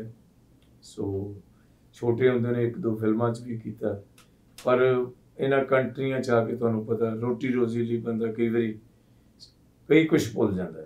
ਸੋ ਛੋਟਾ ਬੇਟਾ ਆ ਸਿਮਰਨ ਸ਼ਿੰਦਾ, ਉਹਨੇ ਵੀ 3-4 ਗਾਣੇ ਗਾਏ, ਕਮਾਲ ਹੈ। ਸੋ ਉਹ ਵੀ ਬੜਾ ਅੱਛਾ ਗਾ ਰਿਹਾ। ਸੋ ਇਹ ਤਾਂ ਆਪਣੇ ਪਰਿਵਾਰ ਦੇ ਹੋਏ ਨਾ। ਸੋ ਹੁਣ ਵੀ ਬਹੁਤ ਮੈਸੇਜ ਆਉਂਦੇ ਨੇ ਕਿ ਸਾਨੂੰ ਆਪਣੇ ਸ਼ਾਗਿਰਦ ਬਣਾਓ। ਮੈਂ ਕਿਹਾ ਯਾਰ ਮੇਰੇ ਕੋਲ ਇੰਨਾ ਟਾਈਮ ਨਹੀਂ ਹੁੰਦਾ ਜੀ, ਕਿਉਂਕਿ ਜਿਹੜੀ ਇੱਕ ਬੜੀ ਵੱਡੀ ਮੈਂ ਇੱਕ ਜਨਾਬ ਨੁਸਰਤ ਫਤਿਹ ਅਲੀ ਸਾਹਿਬ ਦੀ ਇੰਟਰਵਿਊ 'ਚ ਗੱਲ ਸਿੱਖੀ ਸੀ। ਉਹਨਾਂ ਨੂੰ ਕਿਸੇ ਨੇ ਪੁੱਛਿਆ ਵੀ ਤੁਹਾਨੂੰ ਜਿਹੜਾ ਉਸਤਾਦ ਦਾ ਖਿਤਾਬ ਦਿੱਤਾ ਗਿਆ ਇਹ ਕਿਹੜੀ ਸੰਸਥਾ ਹੈ, ਕਿਹੜੀ ਯੂਨੀਵਰਸਿਟੀ ਹੈ? ਉਹ ਕਹਿੰਦੇ ਇਹ ਜਿਹੜਾ ਉਸਤਾਦ ਦਾ ਖਿਤਾਬ ਹੈ ਕੋਈ ਯੂਨੀਵਰਸਿਟੀ ਨਹੀਂ ਦਿੰਦੀ, ਕੋਈ ਸੰਸਥਾ ਨਹੀਂ ਦਿੰਦੀ, ਇਹਦੇ ਲਈ ਮਿਹਨਤਾਂ ਕਰਨੀਆਂ ਪੈਂਦੀਆਂ। ਇਹਦੇ ਵਾਸਤੇ ਉਸਤਾਦ ਬਣਨ ਵਾਸਤੇ ਜੇ ਤੁਸੀਂ ਗਾਇਕ ਹੋ ਫਿਰ ਨੀਂਦਾਂ ਤਿਆਗਣੀਆਂ ਪੈਂਦੀਆਂ, ਤੜਕੇ 3-3 ਵਜੇ ਉੱਠ ਕੇ ਰਿਆਜ਼ ਕਰਨਾ ਪੈਂਦਾ, ਫਿਰ ਕਿਤੇ ਜਾ ਕੇ ਉਨੀ ਰਿਆਜ਼ ਤੇ ਮਾਲਕ ਖੁਸ਼ ਹੁੰਦਾ, ਮਾਲਕ ਦਾ ਕਰਮ ਹੁੰਦਾ, ਫਿਰ ਤੁਸੀਂ ਜਾ ਕੇ ਉਸਤਾਦ ਕਹਾਉਂਦੇ ਹੋ। ਉਸਤਾਦ ਤੁਹਾਨੂੰ ਫਿਰ ਦੁਨੀਆ ਕਹਿੰਦੀ ਹੈ। ਜੀ ਜੀ, ਉਹ ਰੁਤਬਾ। ਤੁਸੀਂ ਕੋਈ ਇਸ ਦੇ ਨਾਲ ਕੋਈ ਆਪਣੀ ਅਕੈਡਮੀ ਖੋਲੀ ਆ ਕਿ ਜਸਟ? ਨਹੀਂ ਜੀ, ਮੈਂ ਅਜੇ ਕੋਈ ਅਕੈਡਮੀ ਨਹੀਂ ਖੋਲੀ ਜੀ। ਕੋਈ ਫਿਊਚਰ 'ਚ ਕੋਈ ਪਲਾਨ ਹੋਵੇ? ਫਿਊਚਰ ਦੇ ਵਿੱਚ ਅਜੇ ਸੋਚ ਰਹੇ ਆ ਜੀ ਵੀ ਇਹ ਜਿਹੜੀ ਸਿੱਖਿਆ ਜੋ ਮੇਰੇ ਕੋਲ ਹੈ ਇਹਨੂੰ ਜਿੰਨਾ ਮੈਂ ਵੰਡੂਗਾ ਉਹਨੂੰ ਹੋਰ ਵੰਡਣਗੇ ਜੀ। ਜੋ ਮੇਰੇ ਕੋਲ ਹੈ ਮੈਂ ਕੀ ਕਰਨੀ ਹੈ, ਅੱਗੇ ਸਿੱਖਣ ਵਾਲੀ ਚਾਹੀਦੀ ਹੈ, ਸਿੱਖਣ ਵਾਲਿਆਂ ਨੂੰ ਵੀ ਚਾਹੀਦਾ ਉਹ ਮੇਰੇ ਤੋਂ ਸਿੱਖਣ। ਹੋਰ ਇਹ ਤਾਂ ਹੈ ਨਹੀਂ ਮੈਂ ਬਾਜਿਆ ਲੈ ਕੇ ਮਗਰ ਉਹਨਾਂ ਦੇ ਭੱਜਾਂ ਕੋਈ ਮੇਰੇ ਤੋਂ ਸਿੱਖੋ ਆ ਕੇ ਜੀ। ਸੋ ਮੈਂ ਜੇ ਸਿਖਾਇਆ, ਮੈਂ ਕੋਈ ਅਕੈਡਮੀ ਨਹੀਂ ਕਦੇ ਖੋਲੀ। ਸੋ ਮੈਂ ਨਿਸ਼ਕਾਮ ਸੇਵਾ ਕੀਤੀ, ਬਿਨਾਂ ਫੀਸ ਤੋਂ ਸਿਖਾਇਆ ਜੀ। ਤੇ ਜੇ ਮੈਂ ਖੋਲੀ ਤੇ ਫਿਰ ਬਿਨਾਂ ਫੀਸ ਤੋਂ ਸਿਖਾਉ। ਵਾਹ, ਬਹੁਤ ਅੱਛੇ। ਤੇ ਫਿਰ ਇੱਕ ਤਰ੍ਹਾਂ ਦੀ ਕੋਈ ਲਾਲਚ ਨਹੀਂ, ਉਹਨਾਂ ਨੂੰ ਅਸਲੀ ਹੁਨਰ ਦੇ ਸਟੈਪਸ ਦੱਸੂਗਾ, ਗਾਇਕੀ ਦੇ ਸਟੇਜੀ ਨੁਕਤੇ, ਸਟੇਜੀ ਪਲਟਵਾਰ ਕਿਵੇਂ ਕਰਨੀ ਹੈ, ਕਿਸੇ ਦੂਸਰੇ ਗਾਇਕ ਦੀ ਤਾਰੀਫ ਕਿਵੇਂ ਕਰਨੀ ਹੈ, ਔਰ ਤਾਰੀਫ ਕਰਕੇ ਫਿਰ ਵੀ ਤੁਸੀਂ ਉਹਦੇ ਤੇ ਕਿਵੇਂ ਭਾਰੂ ਰਹਿਣਾ, ਇਹ ਬੜੇ ਤੌਰ ਤਰੀਕੇ ਹੁੰਦੇ। ਮਤਲਬ ਕਹਿੰਦਾ ਵੀ ਸਰਸਵਤੀ ਦੀ ਤੁਸੀਂ ਪੂਜਾ ਕਰਦੇ ਹੋ ਤੇ ਤੁਸੀਂ ਇਹ ਨਹੀਂ ਚਾਹੁੰਦੇ ਵੀ ਸਰਸਵਤੀ ਮਾਂ ਨੂੰ ਜਿਹੜਾ ਉਹ ਵੇਚਿਆ ਜਾਵੇਗਾ ਤੇ ਉਹਦੀ ਜਿਹੜੀ ਫ੍ਰੀ ਅੱਗੇ ਸੇਵਾ ਕੀਤੀ ਜਾਵੇ, ਮੁਫਤ। ਮਾਂ ਸਰਸਵਤੀ ਦਾ ਜੀ ਤੇ ਕਰਮ ਹੋ ਜਾਂਦਾ ਜੀ ਜੀ। ਤਾਂ ਫਿਰ ਕਿਉਂਕਿ ਇਹ ਸਾਡੀ ਗਾਇਕੀ ਲਾਈਨ ਦੇ ਵਿੱਚ, ਕਲਾ ਦੇ ਖੇਤਰ ਦੇ ਵਿੱਚ ਸਭ ਤੋਂ ਵੱਡੀ ਪੂਜਾ ਦੀ ਦੇਵੀ ਜੀ, ਜਿਹਨੂੰ ਪੂਜਣ ਤੇ ਔਰ ਤੁਹਾਨੂੰ ਹਰ ਚੀਜ਼ ਹਾਸਿਲ ਹੁੰਦੀ ਹੈ ਜੀ ਜੀ। ਸੋ ਅਸੀਂ ਕਿਉਂ ਦੇਵੀ ਮਾਤਾ ਸਰਸਵਤੀ ਦੀ ਬਖਸ਼ੀ ਦਾਤ ਨੂੰ ਫ੍ਰੀ ਆਫ ਕਾਸਟ ਦੇਣ ਦਾ ਪ੍ਰਣ ਕਰਦੇ ਆ ਅੱਜ ਤੁਹਾਡੇ ਸਾਹਮਣੇ। ਪਰ ਬਹੁਤ ਸਾਰੇ ਸਿੰਗਰ, ਜਿਵੇਂ ਮੈਂ ਪਹਿਲਾਂ ਵੀ ਦੱਸਿਆ ਕਿ ਇੱਕ ਗੀਤ ਜਾਂ 2 ਗੀਤ ਪੱਲਿਓਂ ਪੈਸੇ ਦੇ ਕੇ YouTube ਤੇ ਆਪਣੀ ਪ੍ਰਮੋਸ਼ਨ ਕਰਦੇ ਆ, ਉਸ ਤੋਂ ਬਾਅਦ ਕੁਛ ਚੈਨਲਾਂ 'ਚ ਜਾਂਦੇ ਆ ਤਾਂ ਉਹ ਇਸ ਤਰ੍ਹਾਂ ਆਕੜ ਕੇ ਬੈਠੇ ਹੁੰਦੇ ਵੀ ਮੈਂ ਹੀ ਅੱਜ ਤੇ ਬਾਕੀ ਤਾਂ ਐਵੇਂ ਹੀ ਆ। ਤੇ ਸਾਨੂੰ ਵੀ ਸਗੋਂ ਹਾਸਾ ਆਉਂਦਾ ਹੁੰਦਾ ਤਾਂ ਦੇਖ ਕੇ ਕਿ ਮਤਲਬ ਇਹ ਕੀ ਕਰ ਰਹੇ ਆ ਤੇ ਇਹਨਾਂ ਦਾ ਯੋਗਦਾਨ ਕੀ ਆ ਪੰਜਾਬੀ ਗਾਇਕੀ 'ਚ, ਕੀ ਇਹਨਾਂ ਦਾ ਸਾਰਾ ਸਟੇਟਸ ਹੈਗਾ। ਪਰ ਉਹ ਆਪਣੇ ਆਪ ਨੂੰ ਇਸ ਤਰ੍ਹਾਂ ਸ਼ੋਅ ਕਰਦਾ ਵੀ ਮੈਂ ਤੇ ਅੱਜ ਮੈਨੂੰ 3-4 ਮਿਲੀਅਨ ਜਿਹੜਾ ਲੋਕ ਆ ਭਾਵੇਂ ਉਹ ਦੇਖ ਚੁੱਕੇ ਆ ਤੇ ਬਹੁਤ ਕੁਝ ਹੁੰਦਾ ਜੀ। ਵਿਊਜ਼ ਬਣਾਉਣੇ ਕੋਈ ਔਖੇ ਨਹੀਂ, ਸਹੀ ਵਿਊਜ਼ ਹੈ ਉਹਨੂੰ ਜੈਨੂਇਨ ਵਿਊਜ਼ ਹੋਣੇ ਚਾਹੀਦੇ ਆ। ਜਿਹੜੇ 골ਡਨ ਵਿਊਜ਼ ਆ ਟਾਈਮ ਲੱਗਦਾ, ਸਲੋ ਵੱਧਦੇ ਆ। ਵਧਾਉਣ ਨੂੰ ਕੀ ਹੈ, ਉਹਦੇ ਇੱਕ ਦਿਨ 'ਚ ਵੱਧ ਕੇ ਉੱਥੇ ਖੜ ਜਾਂਦੇ ਆ। 50 ਮਿਲੀਅਨ ਕਰ ਲਓ, ਉਹ ਇੱਕ ਦਿਨ 'ਚ ਖੜ ਕੇ ਉੱਥੇ ਸਟਾਪ ਹੋ ਬੜਾ ਅੱਛਾ ਲੱਗਿਆ। ਮੇਰੇ ਇੱਕ ਗੁਰਪਾਈ ਨੇ ਤੇ ਮੰਨਾ ਢਿੱਲੋਂ ਜੀ ਫ੍ਰਿਜ਼ਨੋ 'ਚ ਬੜਾ ਅੱਛਾ ਗਾਉਂਦਾ। ਉਹਦਾ ਇੱਕ ਗਾਣਾ ਵੀ ਅਸੀਂ ਉਹਦੇ 'ਚ ਮੈਂ ਐਕਟ ਕੀਤਾ, ਅਸਲੇ ਵਰਗੀ ਨਾਰ ਜੀ, ਬੜਾ ਅੱਛਾ ਉਹਦੇ 'ਚ ਮੇਰਾ ਕਰੈਕਟਰ। ਉਹਨੇ ਗਾਣਾ ਬਹੁਤ ਅੱਛਾ ਗਾਇਆ। ਉਹ ਮੈਨੂੰ ਕਹਿੰਦਾ, ਮੈਨੂੰ ਭਾਜੀ ਕਹਿੰਦਾ, ਉਸਤਾਦ ਜੀ ਵੀ ਕਹਿੰਦਾ ਮੈਂ ਚਾਹੇ ਮੇਰੇ ਵਿਊਜ਼ ਹੌਲੀ ਹੌਲੀ ਹੌਲੀ ਵਧਣ, ਪਰ ਕਹਿੰਦਾ ਮੈਨੂੰ ਜੈਨੂਨ ਤਾਂ ਚਾਹੀਦੇ, ਲੋਕ ਮੈਨੂੰ ਲਾਈਕ ਕਰਨ। ਜੈਨੂਨ ਤਾਂ ਹੈ ਨਾ, ਮੈਨੂੰ ਕਮੈਂਟਸ ਕਰਨ, ਰੀਅਲ। ਸੋ ਉਹ ਵੀ ਸਾਡੇ ਪਰਿਵਾਰ ਦਾ ਹੀ ਹੈ ਜੀ। ਬਹੁਤ ਅੱਛੇ। ਤੁਸੀਂ ਬਹੁਤ ਸਾਰੀਆਂ ਫਿਲਮਾਂ 'ਚ ਵੀ ਕੰਮ ਕੀਤਾ ਤੇ ਗਾਇਕੀ ਦੇ ਨਾਲ ਨਾਲ ਫਿਲਮਾਂ 'ਚ ਕਿਸ ਤਰ੍ਹਾਂ ਤੁਹਾਡਾ ਪ੍ਰਵੇਸ਼ ਹੋਇਆ? ਦੇਖੋ ਮੈਂ ਉਹ ਆਰਟਿਸਟ ਹਾਂ, ਐਕਟਰ ਤਾਂ ਹੈ ਹੀ ਨਹੀਂ ਜੀ। ਐਕਟਰ ਮੈਨੂੰ ਤੁਸੀਂ ਬਣਾਤਾ। ਨਹੀਂ, ਤੁਹਾਡੀ ਜਿਹੜਾ ਹਾਵ ਆ ਉਹ ਐਕਟਰਾਂ ਵਾਲਾ ਹੀ ਆ, ਗੱਲਬਾਤ ਕਰਨ ਦਾ ਸਟਾਈਲ, ਤੁਹਾਡੀ ਆਊਟਲੁੱਕ। ਸ਼ੀਸ਼ੇ ਦੇ ਸਾਹਮਣੇ ਖੜ ਕੇ ਬਸ ਮੂੰਹ ਬਿੰਗੇ ਟੇਢੇ ਕਰਦੇ ਕਰਦੇ ਐਕਟਰ ਬਣ ਗਏ। ਜੀ ਜੀ। ਕੋਈ ਪੂਨਾ ਇੰਸਟੀਚਿਊਟ 'ਚ ਨਹੀਂ ਗਏ, ਕੋਈ ਬੰਬੇ ਯੂਨੀਵਰਸਿਟੀ 'ਚ ਨਹੀਂ ਗਏ। ਉਹ ਮੈਂ ਬਸ ਪਤਾ ਨਹੀਂ ਲੱਗਦਾ, ਉਹ ਮੈਂ ਕੁਛ ਨਾ ਕੁਛ ਕਰ ਦਿੰਦਾ। ਜਿਵੇਂ ਉਹ ਗਾਣਾ ਸੀ ਪਿੱਛੇ ਜੇ ਇੱਕ ਵੀਡੀਓ ਦਾ, ਸੱਪ ਦਾ ਬੱਚਾ, ਉਹ ਇੱਥੋਂ ਗੱਲ ਚੱਲੀ ਸੀ ਜੀ ਵੀ ਉਹ ਜਿਹੜਾ ਹੀਰੋ ਹੈ ਵੀਡੀਓ ਦਾ, ਉਹ ਰਿਵਾਲਵਰ ਲੈ ਕੇ ਆਉਂਦਾ ਮੈਨੂੰ ਡਰਾਉਣ ਵਾਸਤੇ ਜੀ। ਤੇ ਮੈਂ ਉਹਦੇ ਰਿਵਾਲਵਰ ਦੇਖ ਕੇ ਮੈਂ ਕਹਿੰਦਾ, ਇਹ ਬੰਦੂਕ ਦਾ ਬੱਚਾ, ਇਹ ਤੇ ਬੱਚਿਆਂ ਦੇ ਖੇਡਣ ਦੀ ਚੀਜ਼ ਹੈ। ਜਾ ਜੇ ਕੁੜੀ ਵਿਆਹਣੀ ਹੈ ਤੇ ਕੋਈ ਚੰਗਿਆਂ ਨੂੰ ਨਾਲ ਲੈ ਕੇ ਆ, ਵਾਹ, ਤੋਰ ਦਿਆਂਗੇ। ਜੀ ਜੀ, ਬਹੁਤ ਅੱਛੇ। ਬਸ ਮੈਂ ਕਿਤੋਂ ਸਿੱਖਿਆ ਨਹੀਂ ਜੀ, ਜੀ। ਬਸ ਮਾਤਾ ਸਰਸਵਤੀ ਦੀ ਮਿਹਰ ਹੋਈ ਹੈ। ਕਿਉਂਕਿ ਸਟੇਜ ਤੁਹਾਡਾ ਇਹ ਸੀਗਾ ਵੀ ਸਟੇਜ ਤੇ ਤੁਹਾਡਾ ਕਾਫੀ ਐਕਸਪੀਰੀਅੰਸ ਸੀਗਾ ਤੇ ਬੋਲਣ ਬਾਲਣ ਨੂੰ ਤਾਂ ਤੁਹਾਨੂੰ ਕੋਈ ਪ੍ਰੋਬਲਮ ਹੈ ਨਹੀਂ ਸੀ, ਉਸ ਕਰਕੇ ਫਿਲਮਾਂ 'ਚ ਕੰਮ ਕਰਨਾ ਤੁਹਾਡੇ ਲਈ ਬਹੁਤ ਸੌਖਾ ਸੀ ਉਦੋਂ। ਤੇ ਹੁਣ ਤੇ 2-4 ਗੀਤ ਕਰਕੇ ਤੇ ਹੁਣ ਤੇ ਫਿਲਮਾਂ ਦਾ ਵੱਲ ਨੂੰ ਹੋ ਜਾਂਦੇ, ਆਪਣੇ ਆਪ ਹੀ ਸਿੰਗਰ ਵੀ ਸੀ, ਆਪ ਹੀ ਫਿਲਮ ਬਣਾ ਲਈਏ ਤੇ ਹੀਰੋ ਆ ਜਾਈਏ ਉਹਦੇ 'ਚ। ਚੰਗੀ ਗੱਲ ਹੈ। ਯੁੱਗ ਇਸ ਵੇਲੇ ਗੇਮ ਪੈਸੇ ਦੀ ਹੈ ਜੀ। ਜਿਹੜੇ ਪੈਸੇ ਵਾਲੇ ਨੇ ਉਹ ਪੱਤਾ ਖੇਡਦੇ ਨੇ, ਚਰਚਾ 'ਚ ਵੀ ਰਹਿੰਦੇ ਨੇ। ਸੋ ਪਰ ਜਿਨ੍ਹਾਂ ਦੇ ਕੋਲ ਕੰਮ ਹੈ ਉਹਨਾਂ ਦੇ ਕੋਲ ਪੈਸਾ ਆਉਂਦਾ ਜੀ, ਉਹਨਾਂ ਦੇ ਕੋਲ ਕੰਮ ਆਉਂਦਾ। ਕੋਈ ਸਾਡੇ ਲਈ ਕਰੋ, ਸਾਡਾ ਗਾਣਾ ਗਾਓ, ਸਾਡੀ ਫਿਲਮ 'ਚ ਕੰਮ ਕਰੋ, ਸਾਡੇ ਵੀਡੀਓ 'ਚ ਕੰਮ ਕਰੋ, ਇਹਦੇ ਵਾਸਤੇ ਹੀ ਮਿਹਨਤ ਕਰਨੀ ਪੈਂਦੀ ਹੈ।